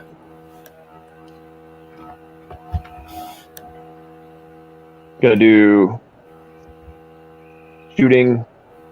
Oh, he's gonna try and shoot the Centurion off. Why fight it when you can run away? All right. Time for shooting. No, that one was regen on the Phoenix. That's a good start. All right. Just one though. Just one. That's a start. Here comes the big shooting. You know, this perfectly balanced horde. No issues at all.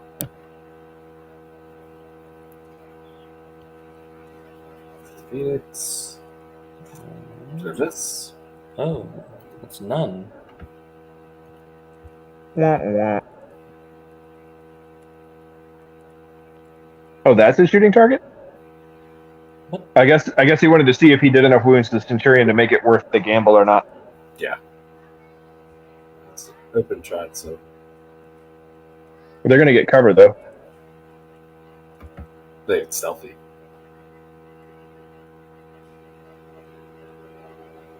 Wounds.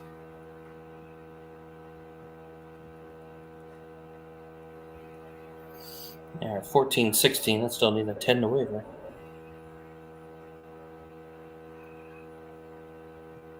I think all the shooting this turn is just bonus. Yeah. Sure. Here comes the heal. Comes a heal on a Skylord. Yep. Not a bad heal at all. Yep. No, it's not. Because again, this is only turn 4. Top of 4. Top of 4, yeah. The Rock'em Sock'em robot's probably going to go shooting at the Centurion.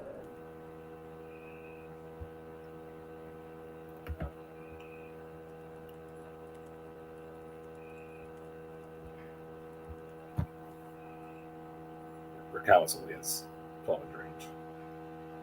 You make a valid observation. That's right. It's flame breath, not flame spark that it has, isn't it? Right. Yeah. Short range. All right, combats. Leave it to the Brits to be unoriginal with their naming structure. Hey, Phoenix comes out swinging. Does its job. One of the best Phoenix combats ever. Yeah. Now let's see if the Barkskin actually saves them.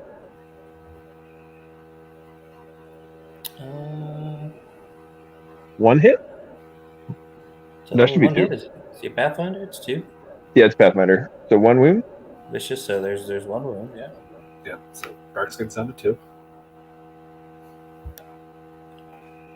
Well, no, because he's got Thunderous Charge 1 on that unit. They don't keep their...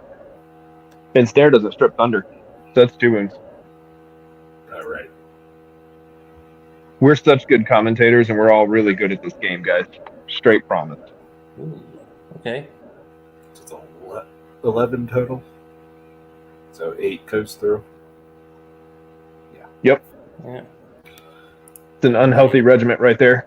Yeah, it's 14, 16. So 5 will get them, and there's a 5. It's close. Yeah, it was close, right on it, but that's all you gotta do. Would have been double ones without Barkskin. Yeah. Sure. And yet the result's the same, Breton.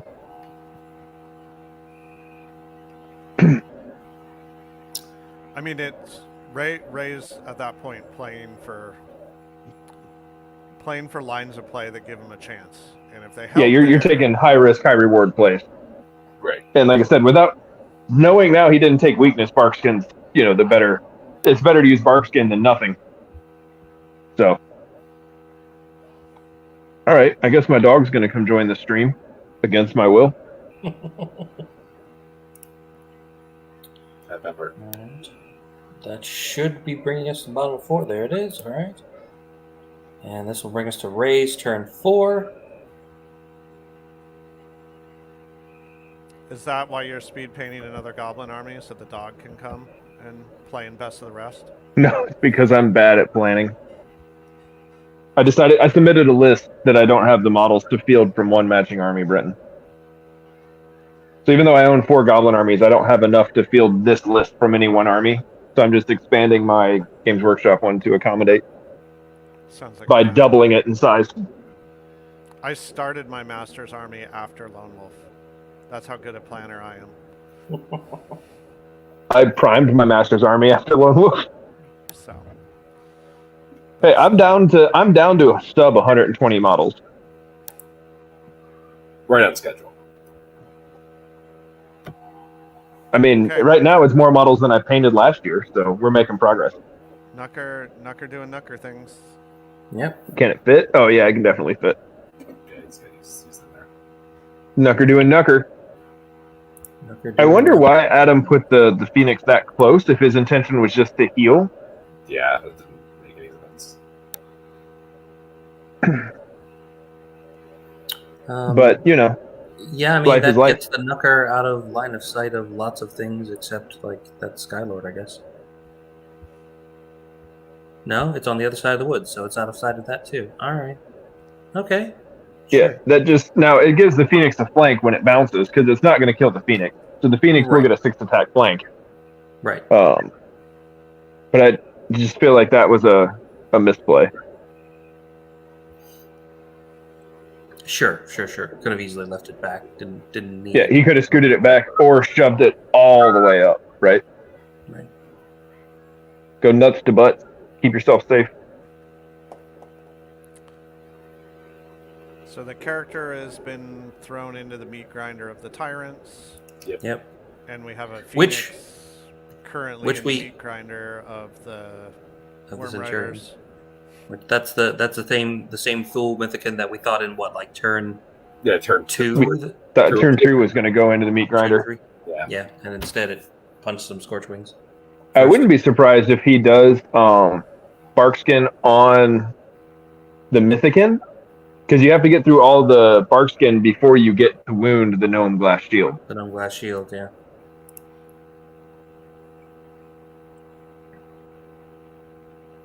That would be funny. And my understanding is that would work similar to Big Shield, where your base defense is 4, so that's what Barkskin hits? Or is it actually going off your gnome stat? That's a good question. I don't know. I would assume it'd be going off your 4 because that's your base stat. Yeah, I would assume so.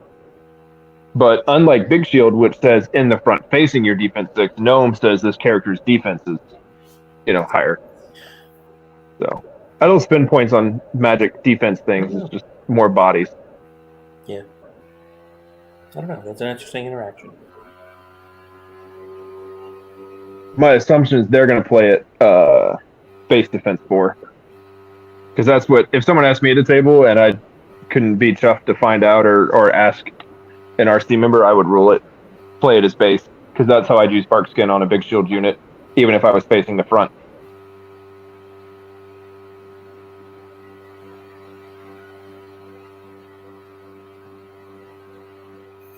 All right. Doing Centurion things. Bring the Phoenix in the flank. Skylord can't see him, though, so at least he's safe from that. Yep. This is bottom of 4. I feel like at that point I would almost put that Phoenix at my flank to be like, come on and punch me so I can give me something to fight. Yeah. Yeah, because then he's facing the tyrants and all the other stuff, right? Right. He's basically making Adam commit parking a unit in front of him and charging him in the flank. Right. And there goes the Thule, the last Thule, into the geckos in the pond. This turn, there's a non-zero chance that Adam loses the Phoenix to the Worm Riders, even without their buffs. Phoenixes aren't exactly the most durable of creatures. But 16-18 nerve with no Thunderous. No, he's still going to get wounded out. I don't know if that Phoenix survives. Yeah, because they've got crushed. Yeah. 18 attacks. It's like 14 wounds. That Phoenix is going to be hard pressed to survive.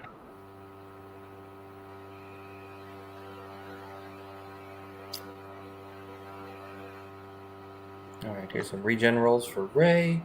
That's a no on the Centurion. And the Worm I'm wondering how Ray's planning to get to that 2-pointer up at the top. Because he's got his riders all facing down. Yeah, Ray might be hoping that he can keep Adam from getting to the 2-pointers, but Oh no, the stupid Skylords are just everywhere. They're so fast. I believe that's an Icy Breath. Yeah, it's Icy Breath. 10 dice sure looks like it. And he whiffed. Yeah. So it's no wound. I don't hate that plan though. It already 5 wounds on an 11-13 unit. Yeah. Even one chip wound is a waiver. Yeah. It's also probably smarter than my Barkskin call.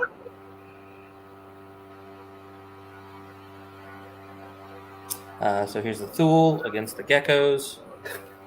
That hurt. Pond in the water where they all feel nice and at home. Yep. Everybody wants to fight over that pond. They really do. That's All my right. swamp. That went well. 4 wounds. That's well. It's not enough to kill a Phoenix, but it went well. No. Nope. Not enough. Well, that was a big ask for that Knucker though. Yeah. All right. Thule Mythigan. In the woods. We got 2. All right. The only downside of that charge is the tyrants are no longer hindered coming back. Yeah. And the Worm Rider's on the Phoenix. Where's the dudes? He had to do something or they charge right through him, right? Yeah. Yeah. It's 10 minutes. That's about right. That sees it off. Hey, All right. Spicy. Killed 145 point unit. Well, I think it's pretty clear where that Skylord in the bottom of the woods is going to have to go next turn for Adam. Yeah. I Makes it wonder if it's going to charge the Aqua Mage, easy. and that's them backing up out of overrun range. They needed to get a 2 or better, and they got it. Yep. All right. I believe that will take us now to top of turn 5. So Adam's turn 5. So it's now just that terrible feeling when you have two hammers standing right across from each other that are basically just eating chaff. Eating everything in front of them. For the rest of the game. Each side Yep. is just feeding something into them. Yeah. The difference is Adam has the chaff advantage. Yeah. He has a lot more. And It's like the all you can eat buffet over here. Yep. And much like The Simpsons, when he's done with that, they still just go fishing. I think that's a weird call. I don't hate it, but slamming the Scorchwings into the Thule Regiment that's out of the game, I think it's a weird call versus just recommitting the Scorchwings to go score somewhere. I mean, they could still Yeah. 180 around and take any of those. Yeah, because this is 5, so Five. Yeah, they whip around and they can pick any of those 1-pointers. And Adam right now is embodying the meme of like, why not both? Yeah. Like this tournament does score attrition too, so I think that guy's going to go get the 2-pointer. yep, that's why I was worried about not turning a unit to face, because I don't see any of them being able to chase him down now. No, No. the Centurions. And I wouldn't be surprised if the great pale one just slams into the Worm Rider Centurion, Yeah, I mean, and the Phoenix, instead of taking the flank, probably just parks right in front to block line of sight. is Rakawas only moved 6? Yeah, he's only. Oh, yep, he's out of charge range. Can't quite get there. Oh, he's thinking about double charging the Mythican. Okay, yep, and there goes the Skylord into the... Nope, maybe not. No, that was the right thing, Adam. You want to do that. That's the charge, Adam. Adam. So I think he's trying to see if he can fit without the moving this Skylord. I don't think there's a scenario in which the Skylord doesn't end up in front of the Worm Riders, even if it fits. Right. Just, you can't let the Worm Riders come in and do 14 wounds. Yeah. They might be a bad unit, but they still hit really hard. Right. Your tyrants with already 2 wounds on them don't want to take that. Yeah, but yeah. You would rather keep those points.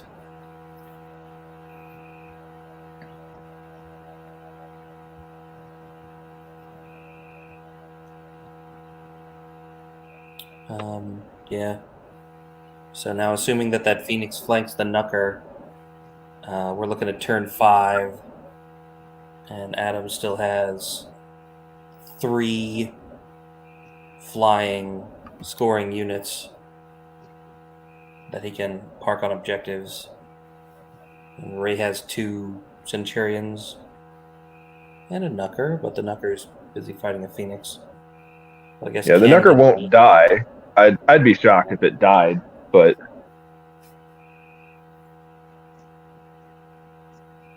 so you guys think he just parks the Phoenix up in front of the blue base Centurion? Yeah. Just to block line of sight?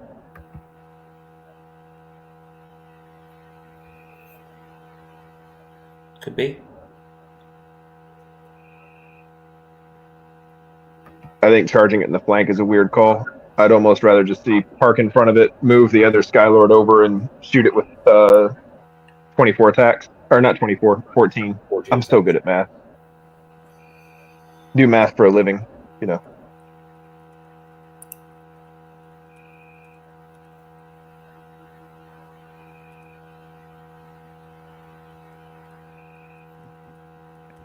Uh-huh. Yep. And now turn to face. There we go. Caca. Caca. Probably is going to end up scooting a little closer just to make sure he doesn't accidentally eke a line of sight onto those tyrants. No, if they reform, they'll be out of arc, so it won't matter. Yeah. Oh, no, he's going to do it. He's going to eke a little closer. Okay. He did have the whole line covered, so. But I guess you could potentially draw line of sight beyond that. Yep. This is one of those things that's much easier on the table. Yeah. Pivot, put a 1-inch spacer down, place your model. Right. I know where I want it to end up.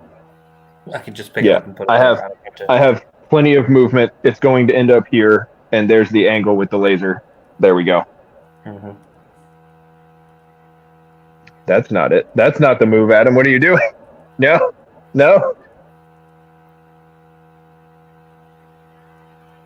I will say Ray's played this much better than I expected. Take it for whatever it is, but Ray's played it better than I thought. This is not what I expected turn 5 to look like. No, I kind of thought turn 5 was going to be like a Mythican hero hiding in the woods. Right. Adam, I don't know what you're doing. I don't like that at all, Adam. That's I boo. feel like we're in a horror movie. Boo. And Kyle's like Yelling at the screen. Yeah. Don't go into the basement.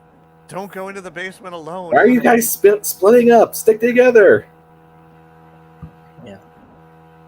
Don't give all the ammo to one character. Never fails. Is this Adam's way of punishing me for side facing for like turn 3? Is that what it is? Yes. Just further proof that they're secretly watching the stream. Well played. He's gonna be like, I'm gonna show Kyle. I'll just shoot that Centurion off. I'll just roll good. Won't have to worry about it. Yeah, so he's got the Skylord lined up. He's got the Phoenix lined up, and and they have all the charges in the Skylord can charge whatever he wants turn 6, so he's going to be able to go wherever he needs to be. Yeah, picking up tokens, whatever.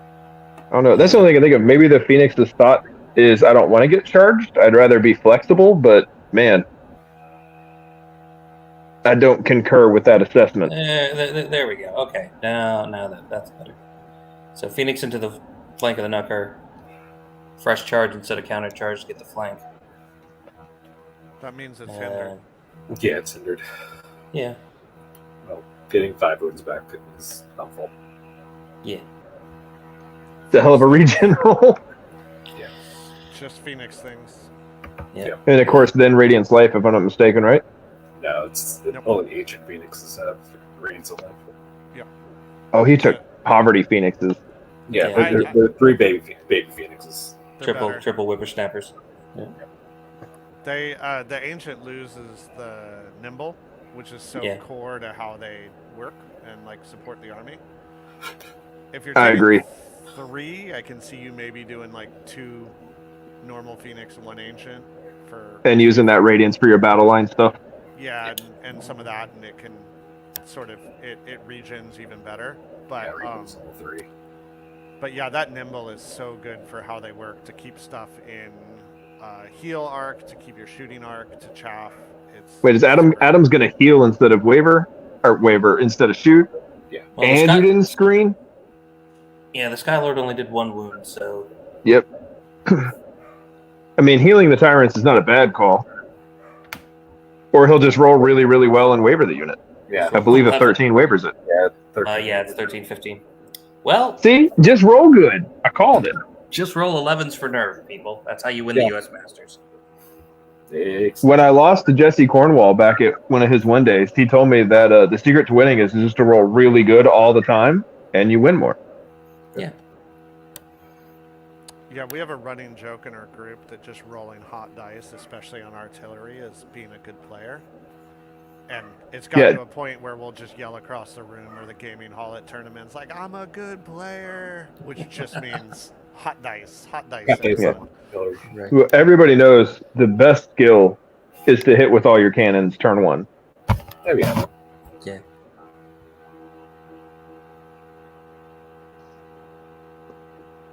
Knucker takes a wound. Phoenix doing Phoenix things in melee. Yep. It's like watching a wing it try to do a rear charge. Does less with than just shooting in cover. Just standing back and shooting, yeah. Yep. All right. My 3 attacks on 5s, baby. Where do we want to go next?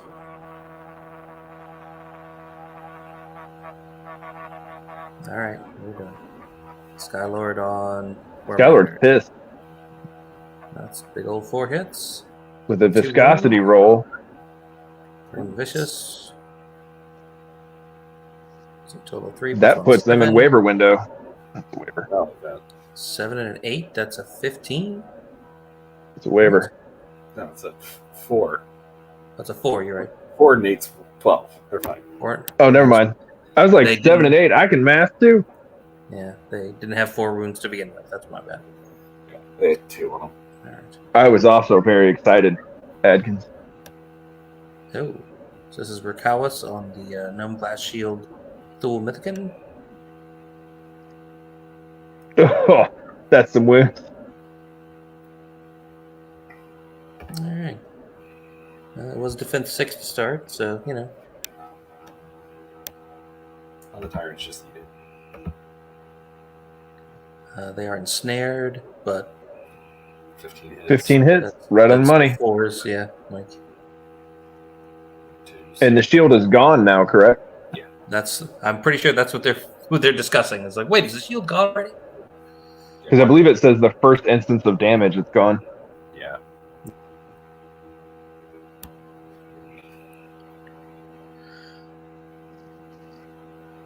My friends always take it on the ghoul gas, and I just don't fight the ghoul gas. That's my secret.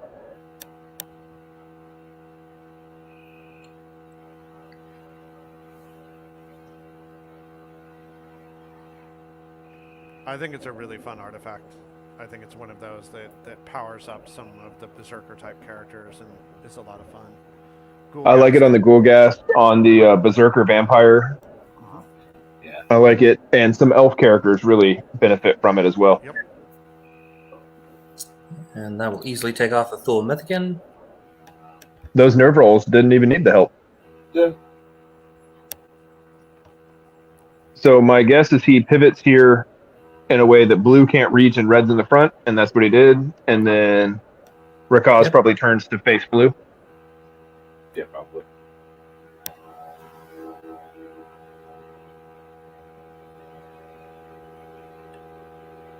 Don't do it. Don't do it. There you go. No. I'm going to stop yelling at the television for a while. You just gotta wait. I feel like Adam's secretly listening and just deciding if my agony is worth it or not.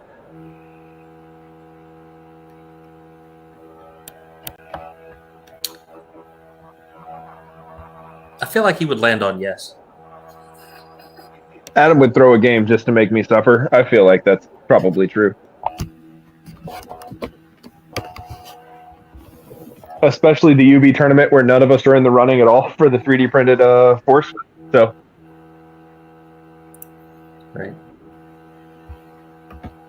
I'm pretty far down the list.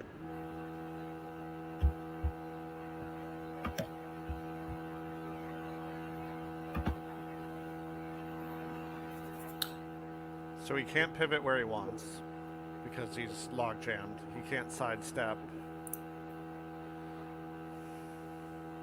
Yeah. he I think can't the only- sidestep. The only move is that sideways pivot. Yeah. I don't see something else. Again, Adam's won the Masters and I haven't, so I never want to say that I see everything, but He's just I don't trying out see the another different reform. options. I mean, I guess Rakawas is tall, so when you pivot the Tyrants that way, red then has a flank charge. Oh, he didn't get it. That's what he was deciding if he wanted to overrun into the hero or not. I see. He needed a 4. Yeah, you did even before. Yep.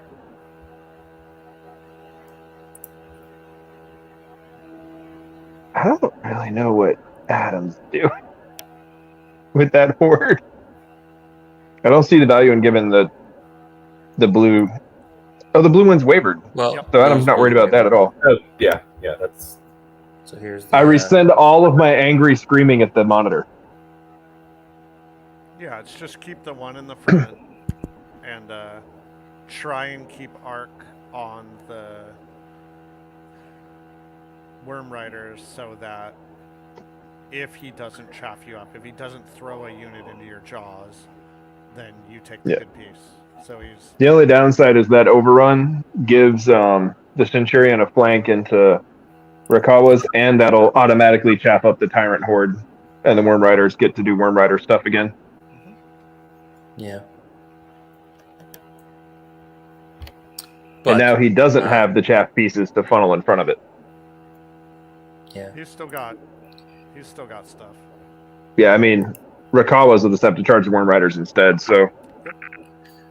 Yeah, I mean, and at that time, at that point, we're talking about the last turn of the game, and they're fighting in the Over forest, nothing. away from where all the tokens are. Right? yeah. There's nothing. There's nothing up for grabs here. No, not that unit. Well, she was tired.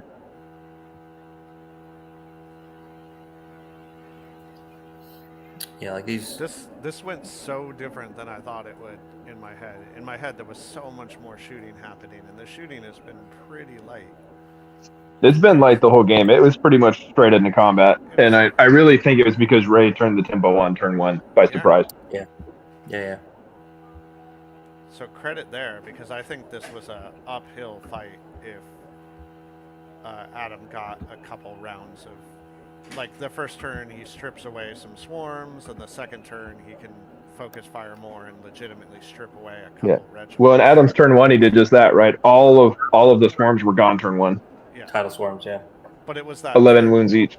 It's that turn 2 that he puts those on Thule regiments and they just start vaporizing.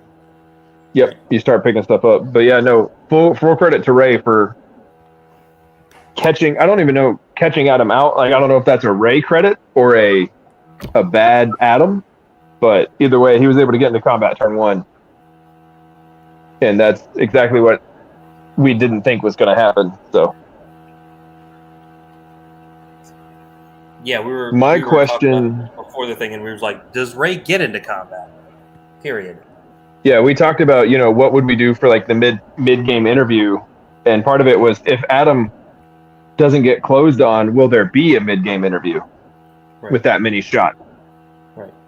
So you're like, let's not bother doing it because Yeah, we Just that Game- fact it game went might so be over. different.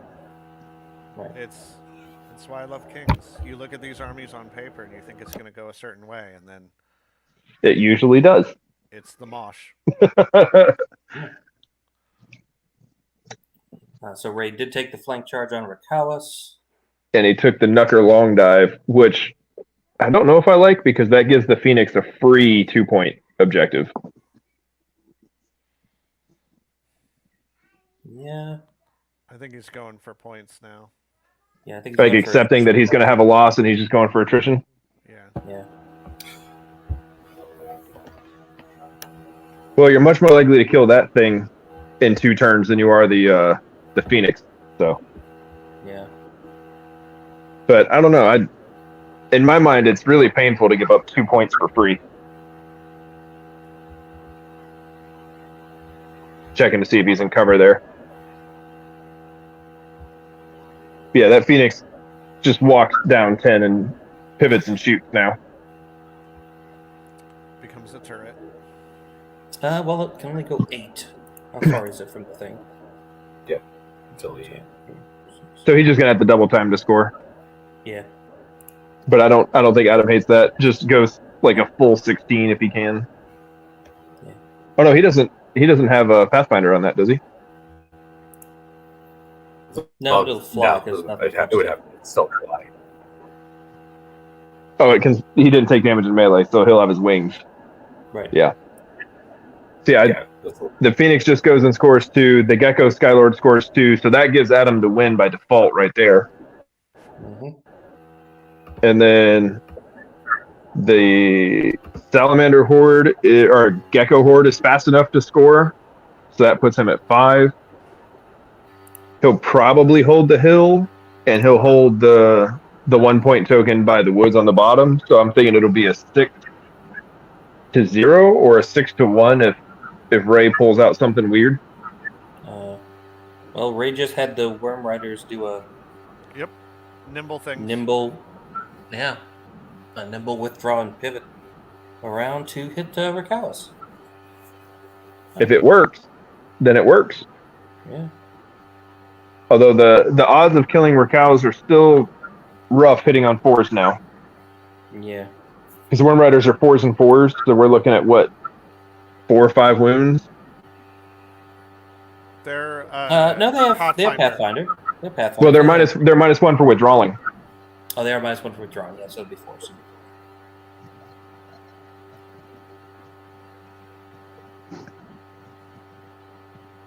But if it works, I mean, he could. There's not a lot staring at him if he breaks it. that Gekata Skylord just parks right back in front of him.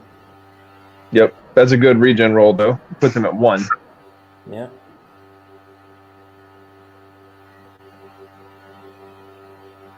Yeah, he doesn't give Ray a chance to score, but if he can pick up the pale one, that's a lot of attrition.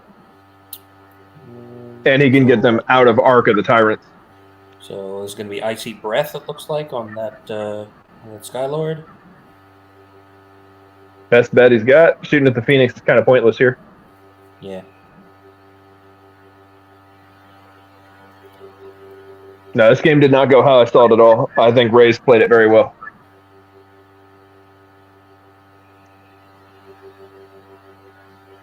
I didn't know he could play any army that wasn't rat, to be honest. He's been playing Trident Realms for the past 3 or 4 years. Yeah. When Once you get one army when you meet me, and that's what you have to play for life. So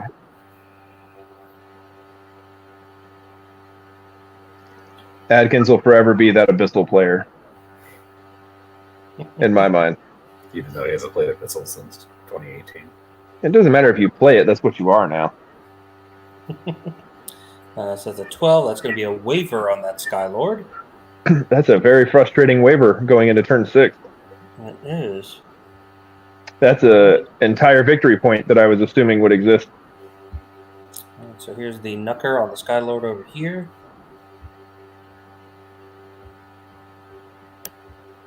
Hoping to pull a lucky waiver here. 5 hits, that's not bad. Good start. Wounds.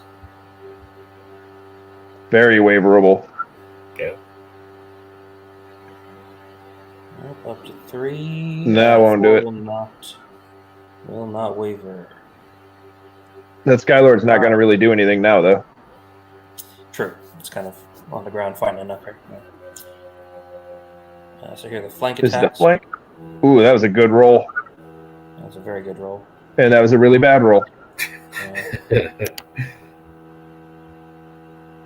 That is not the number that Ray needed. No. That is unfortunate. But here, hitting on 4s because of the withdraw. Yep. That was a great roll. 7 wounds. Good. I was- 7. Take that. That That's definitely a puts super him in- killable model. Yeah. Yes, 7 twice. That's an 8. There we go. And And a a 10. 10. That will pick up her callus. There's like 700 attrition points or something crazy. Was it He's 230. 300? Nah, He's 35. I know he's a very cost-effective model, so Yeah, 245. Yeah, that's still a huge attrition pickup. it is. It is. That's a respectable hammer unit number of points. Are the worms cheaper? The worms cheaper.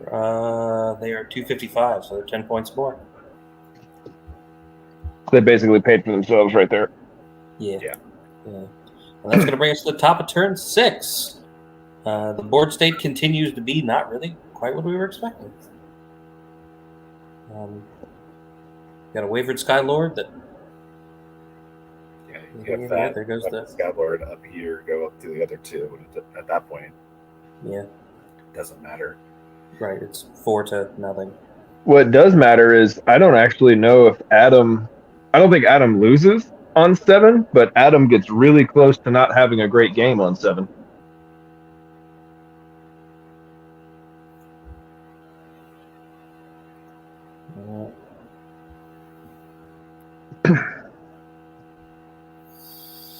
All right, so that gives him 4 points that Ray just has nothing that can possibly answer, nothing looking that direction, nothing close.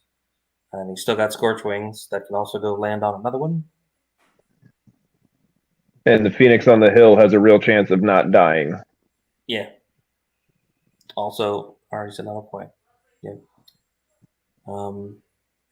And the Gecko that's- Warriors are in range of that hill, or that one token down there. So it's probably going to be 6 points guaranteed. I don't see how Ray can strip them if it doesn't go to 7. Yeah. Okay, boys. Here for a good time, not for a long time. I have to step away for toddler bedtime. All right. You just do what I did and let your child win. Also, the goal here is that unless they watch it back, Adam and Ray never knew I was on the cast. Oh, is that the secret? They just are like, what? So I should have said much meaner things about the two of them, but they're both playing. You still have time. You can do like one sentence each. No, they're great folks. I can't be that mean to them right now. Well, I'm glad you got to see me, Britton. It's always fun to hang out. Yep. See you Hey, guys buddy. next time. See you, man. I did not say Have a this. good one. I was not here.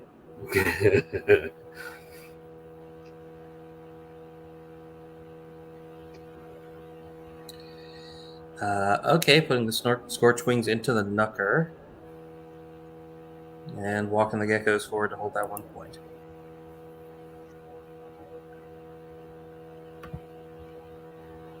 Leaving only 2 points up for grabs.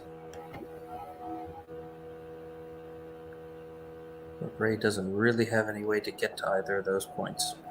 And he would still be quite far behind.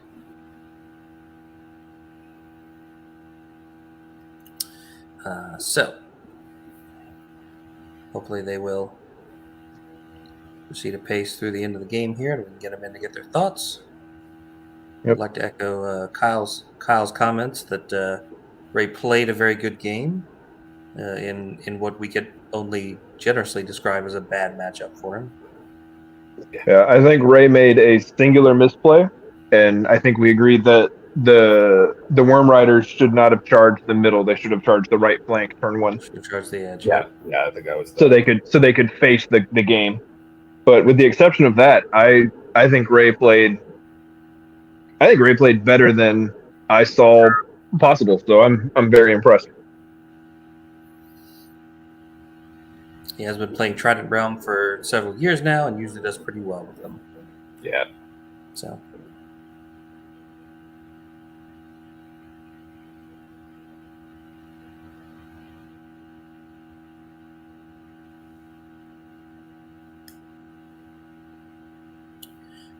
This is likely going to be the only round 5 match that we stream. We were hoping to get the top table match, but there were some scheduling issues with that, and they got back into the time a little too last minute, and that game already happened. And the other match we were looking at getting was going to be Mike Zettelmeyer versus John Quayle, but they're playing on like Sunday morning or early afternoon, and it's hard to find people to do that time as well. But It is we a are struggle to hoping- do international. Yeah. Far time zone discrepancies make it hard to find a good window. But we are hoping to bring you a couple of the top table matches for the final round. These are 2-week rounds. This is the second week of this round. So hopefully we'll have a couple more matches for you in the next couple of weeks from the final round of this tournament.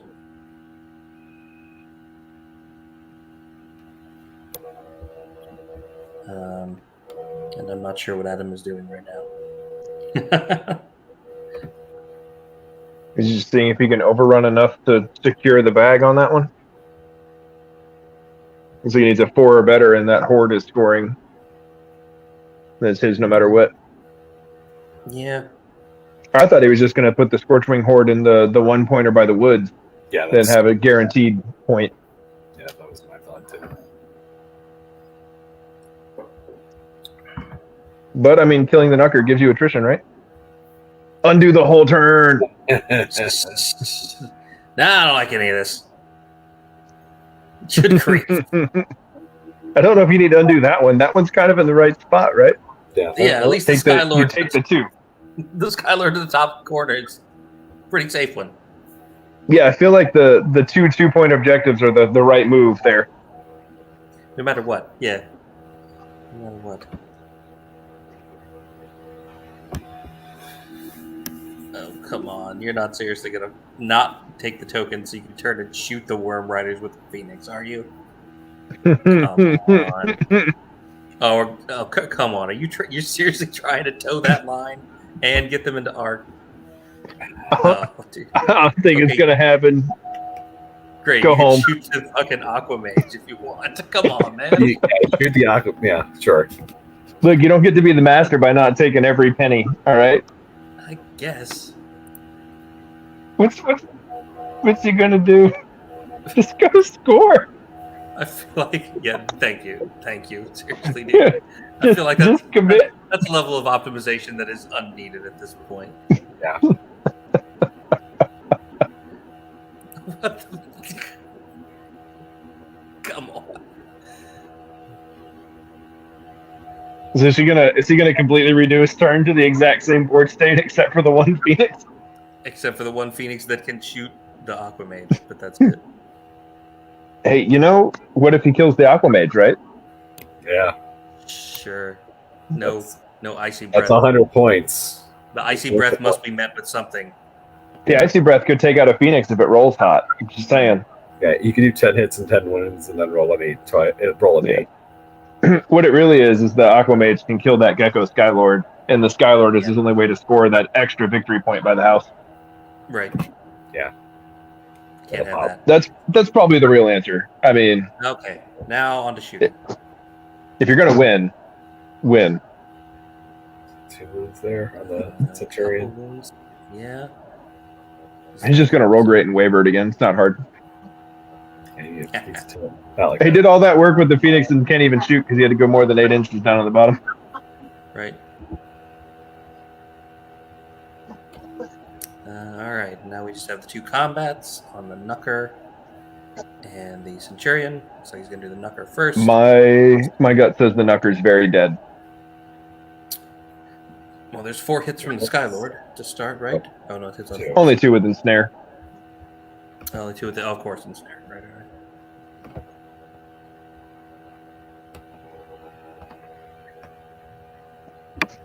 10 hits is a very aggressive opening for 4s. Oh, yeah, that's disgusting. Yeah, that's it's up to 12 instead. Yeah, 7 That's- hits. That easily picks up the Knucker. It's an unnecessary amount of damage. Who, yeah, probably wasn't being inspired by that guy. Okay. And my guess is we overrun D6 to try and get a 4 or better. That was only a 3. Oh, sidestep. Okay. Step. So he really has that 1 point token there. That's 100% his token, no matter what. It's mine. It's mine. Yeah. All right, Tyrants. On the Worm Rider. They should obliterate this, even hindered. They Yeah. really should. Even hindered, it's 10 points. That's a good start. I'm calling 12 wounds. That seems Yeah, fair. there you go. Got that magic touch. And only a 3, but that still gets him because he's 13, 15, yeah? Yeah. And a And 10 is more than 3. I'm pretty good at math. Then he overruns just to be annoying. Yep. All right. So that's going to bring us to the bottom of turn 6. I don't like the overrun only because now his Skylord is in the front for turn 7, but I'm assuming the Skylord on turn 6 is just going to go score, so it doesn't really matter. Right. All right, so Ray doesn't really have a whole lot of options here. I mean, he could flank the Phoenix in the center. Because he has the Aqua Mage with the Wild Charge aura. Yeah, well, these have haste anyway, so they go 18. Well, yeah, that too. I don't think he can make that charge with only one pivot, though. He's not nimble. They're nimble. They are nimble, yeah. Yeah, the Trident Realm Worm Riders are nimble. That has not come up yet, but they are nimble. Well, it did. The question is, does that turn. help him? He nimbled around that Skylord to charge Rakhaus in the front. You're incredibly correct. You are very correct, in fact. So does that really get him anything? I guess if he's successful, It gives him a point. It would get him the point, yeah. Yeah. It scores 1, whereas currently he is scoring 0. Yeah. I mean, that's something. Can he pivot to get around? Yeah, I guess he can pivot however. Well, he might be too close to be able to pivot. Adam's overrun might have blocked it. Might have blocked it, yeah. In which case, that overrun was a good move. I think Adam might be good at this game. Probably not. You have to have trophies to be good at the game. TOs can't. TOs can't be good at this game. Right. Everyone knows that.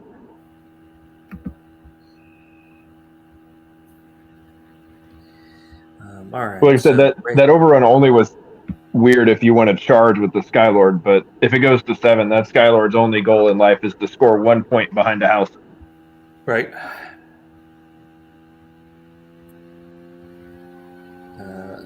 Yep. So Adam currently is looking at a sizable win here. I think he's going to try the flank. Yeah. You should definitely see if he can do it. It's worth it. It looks like he should fit just at the angle, but I can't interact with the stuff, Yeah.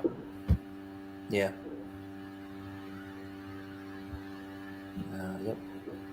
These armies are so much more complicated than goblins. I don't understand. Just take goblins.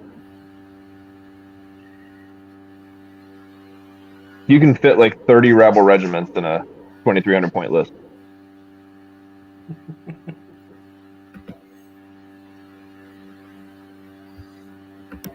I mean, yeah. Right, you have 3 units, buddy. You can't. Right, really? it's not that hard. Either see if the Worm Riders can get around the Tyrants or not. That's it. I mean, they're nimble, so of course they can. Otherwise, The hero probably charges the horde, then the horde charges the Phoenix. yeah, I guess he could get to them as well because he. Oh no, Yeah. no. 18 plus wild charge 1. Wild Yeah. charge 2? No, just 1. Yeah, just what it's they kick it. That's not.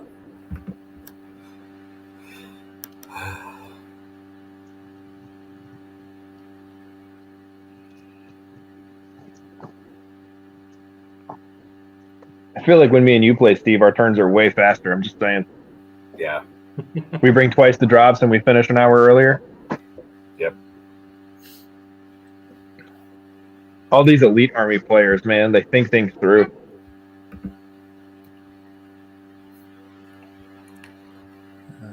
Gross. I don't like it.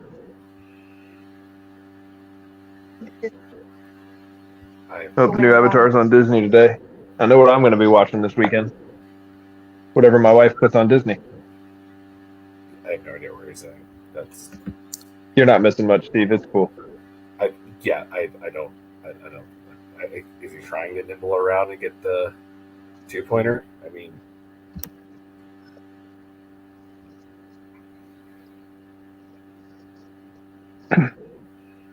There you go. Yeah, there you go. Yeah, that's it.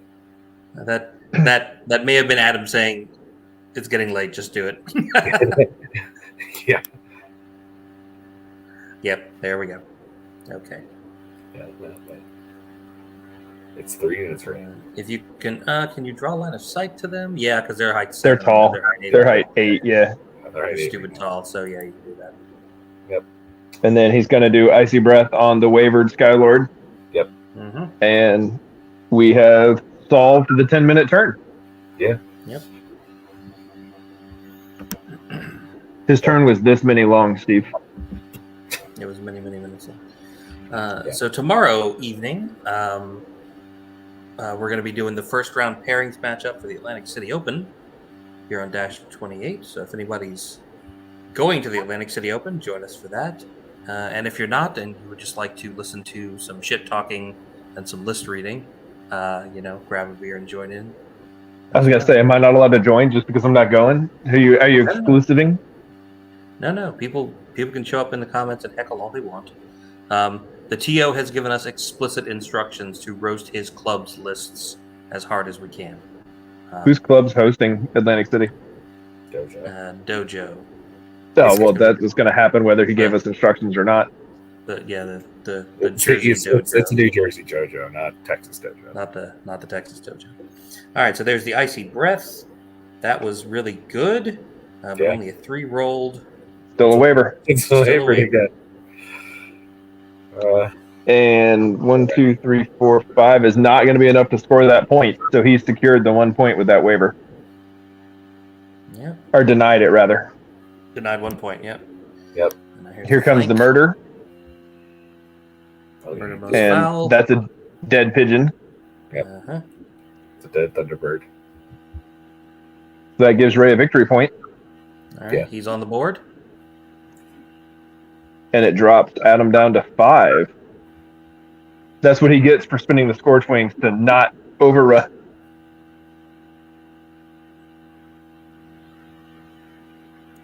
And now we're just waiting on the... Yeah, sure.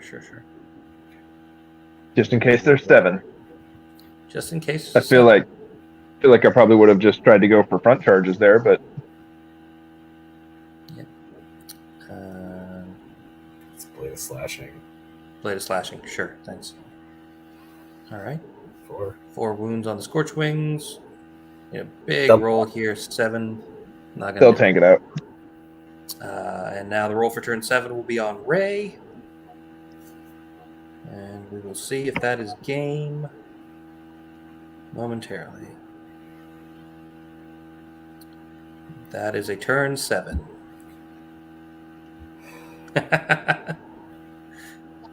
Well, that gives the...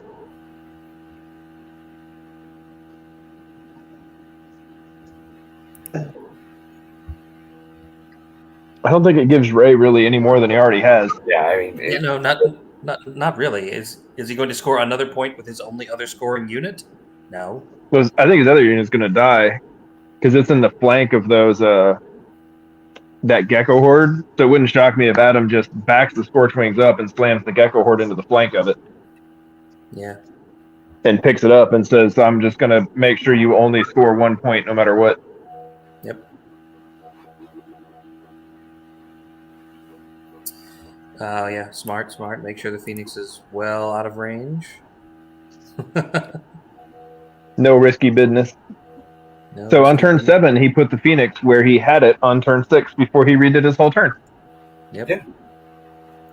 But this has been a game of like, oh shit, wall charge will get there. So I don't blame him for just pushing it on down the road a little bit.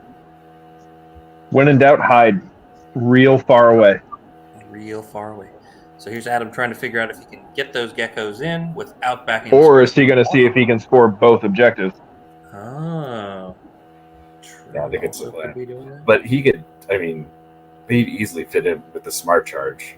You could just slide the horde over. Yeah, I think he's trying more to see if he can place the horde between them and score both. Between the 2 points, yeah. And then just sacrifice the Skylord. Yeah.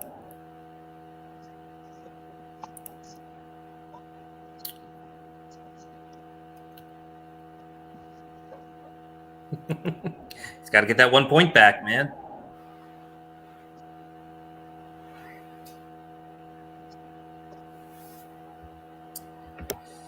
Yeah. Because you really...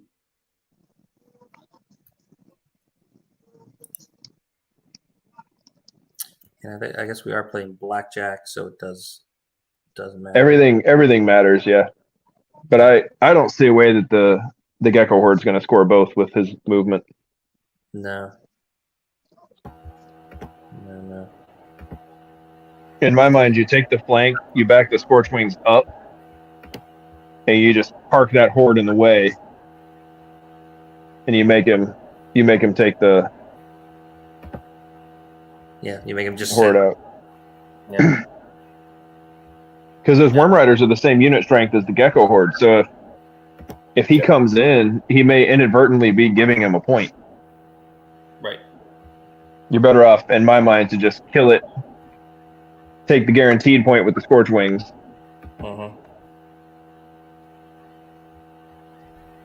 and eat your lumps for getting your Skylord wavered by a blizzard. Right. Wavered last turn and probably killed this turn. That thing's dead. Yeah, just needs to give a little ball tap. There you go. There's the backup. There's the flank. Okay. There we go. Now we're in business. See, we're pretty good at Kings of War too, guys.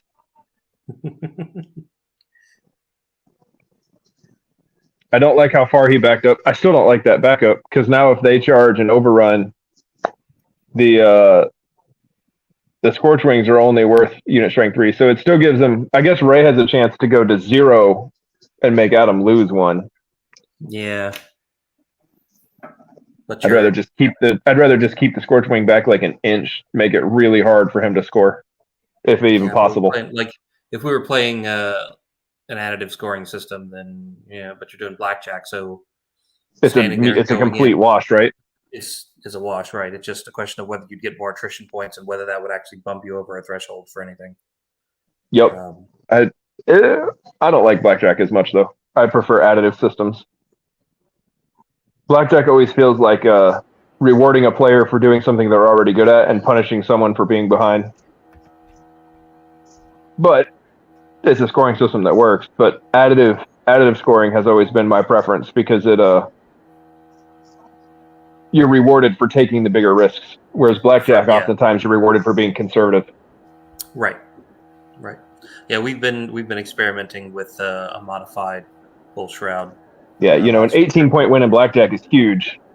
And to get an extra point, oftentimes you end up taking the risk to score it and you lose the attrition gap, right? So all of a sudden you lost the point you were fighting for. Whereas in additive, it encourages players to just fight, kill every unit, sacrifice your models to the last man for the maximum unit or maximum kill, maximum victory points. Go all in. And you can understand the trade-off in your head more easily during the game. Yeah, it's an intuitive scoring system versus a calculated scoring system is how I would describe it.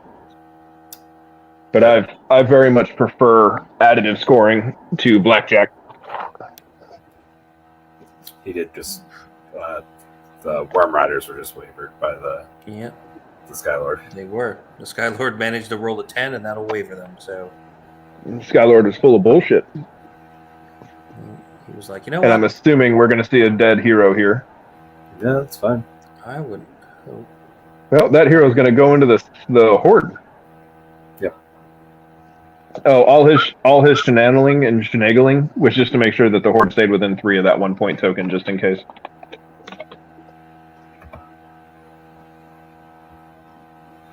All right, Ray, I believe in you. You have 2 units that can play. Right. Yeah, you icy breath with that guy. And charge the Scorchwings. Yeah, you charge the Scorchwings. I believe in you, Ray. Yeah, just go ahead and do that. There you go. Good. There's step 1. I don't even think you have to move the hero. Oh, they're not wavered. No, if you roll a 15. Yeah. 4 plus. He's got him at 14, not 15. 15? Well, he rolled an 11. 11 and 4 is 15, right? Should be. Yeah.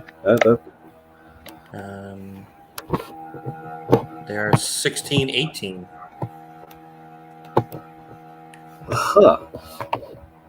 Naiad Worm Riders are 16, 18? Okay. The nature ones are 15, 17, but okay. Yeah, but these are These are 16, 18. These ones are wet. These are wet Just minded learn- worm riders. We're just learning all kinds of shit. Yeah, I'm telling you. This is how Ray wins. He just brings armies with made up stats. Yeah. Right. Nobody Right, knows how they so- fucking work. All right, good. So there's that Skylord finally dead. And then all Ray has to do is sidestep one with that worm horde back towards the Skylord, and he scores and keeps that point from Adam. Yeah. Yeah. If by So I don't think he kills the Scorchwings here. He just needs a really big dice roll once. he's a 10. Nope. I do think he kills that horde in sidestep, though. Oh yeah, I mean that's, Yeah. And I mean, he's so close to it already. Any sidestep will get it. That's a lot of wounds. That's a dead horde. yeah, it's 18 wounds. Got him. There's the 10 he needed.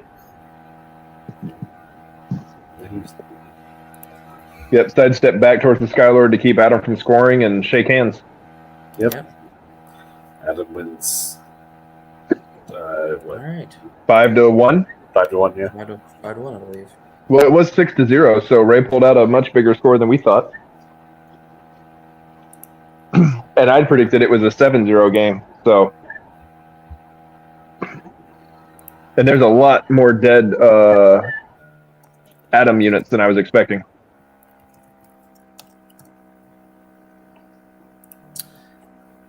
Yeah. Well, that's definitely a good job by Ray. Adam piloted it very well, but man, the Ray did some shit. Yeah, I think if that turn one charge, if he, like we said, if he switched the Knucker and the Worm Riders. Yeah, if he'd swapped it so the Worm Riders stayed facing the fight. Yeah, because the Worm Riders are going to take out the swarm, and Yeah. now they're actually It doesn't. They don't get chaffed. They are back. Hey guys, Hi. welcome back. How's it going? We're really proud of you, Ray. Your turn 7 was very fast. I thought my turn 6 was pretty fast too. What happens when you don't have a lot left? True. So obviously, for starters, congrats to Adam on the win. But we do have to hand it to Ray. That was a very well played game, considering what looked like on paper to be a really tough matchup. Also, I'm struggling to remember the last time I saw somebody make 3 charges in the bottom of turn 1. So it was definitely you guys were into it from moment 1 there. I think we did have one question for Ray though, which we were just talking about before he came back, which was those 3 charges in the top of turn 1 when you sent in the Knucker and the Worm Riders and one of the Centurions. Why did you put the Knucker into the Ember Sprites and the Worm Riders into the Geckos instead of the other way around, so that the Worm Riders, when they killed the Ember Sprites, could reform to face the Scorchwings in the battle instead of having to turn their back to the battle and look at the Scorchwings? To be honest, I thought the Knucker was more than 18 inches away from the Geckos, and with the wild It charge, was. Yeah. I needed the 19-inch, and I couldn't get the Knucker within the wild charge aura for the +1. Okay. Yeah, Okay. so that makes sense. I think I made 2 mistakes. One was unintentional, which was the Thule being within 15 inches of the Tyrants. That was a 14.8-inch charge, which Adam got. And to be fair, he had to roll wild charge D3, and he got it. And that was one where I wanted to be in the woods, but I didn't realize that would put me within 15. And I think the other big mistake I made was the Naiad Worm Riders on the left doing the charge against the Pale Rider when I did. So I think those were my 2 big mistakes in this game. First time playing Trident Realms in about 6 months. So I made 2 mistakes. Adam's great. He capitalized on them. But hopefully, despite those mistakes, people at least got to watch an enjoyable game. It Well, you was sure played the shit out of a uphill battle. So yeah.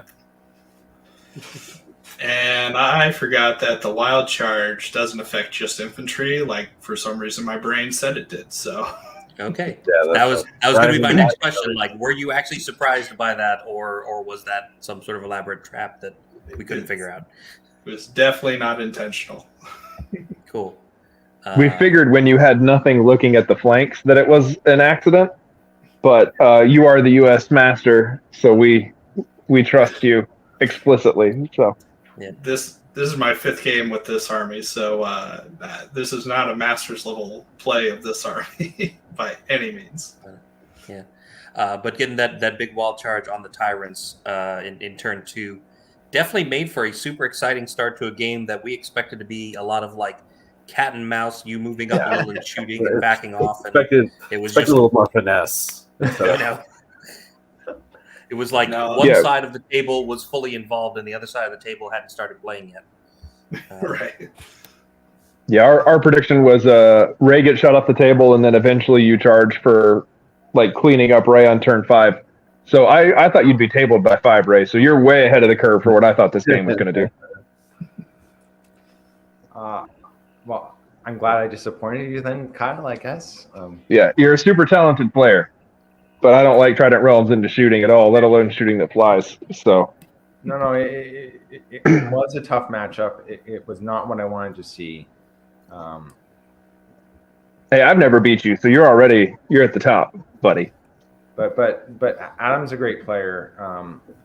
I needed the Tyrants to fail one of their charges, and I needed them to roll below average at least once of 4 times. And the first time he got 13 hits out of because he needed 5s every time, and he got 13, 11, 11, and then 17 on 4s, and I was just like, there you go. And then Tell us how you feel about Phoenixes. Ray's over here needing like 3s on one of them and gets like 3 hits out of like 10 or 12 attacks. And it was like, well then. I actually looked at the dice to make sure I was rolling these 6s because I was like, one was 4 hits? Like, what the hell happened? Hey, Adam, we had a question come up in the game that you and Ray didn't do, but we were curious. We thought for a moment that you were that Ray was going to bark skin his gnome glass shielded Thule. And we were curious if Barkskin would go on 4s or 6s. And you're a TO, so we figured we'd ask you. It's 6s, 100%. Yeah. Cool. That makes sense. See? That's why you didn't Barkskin it. Problem solved.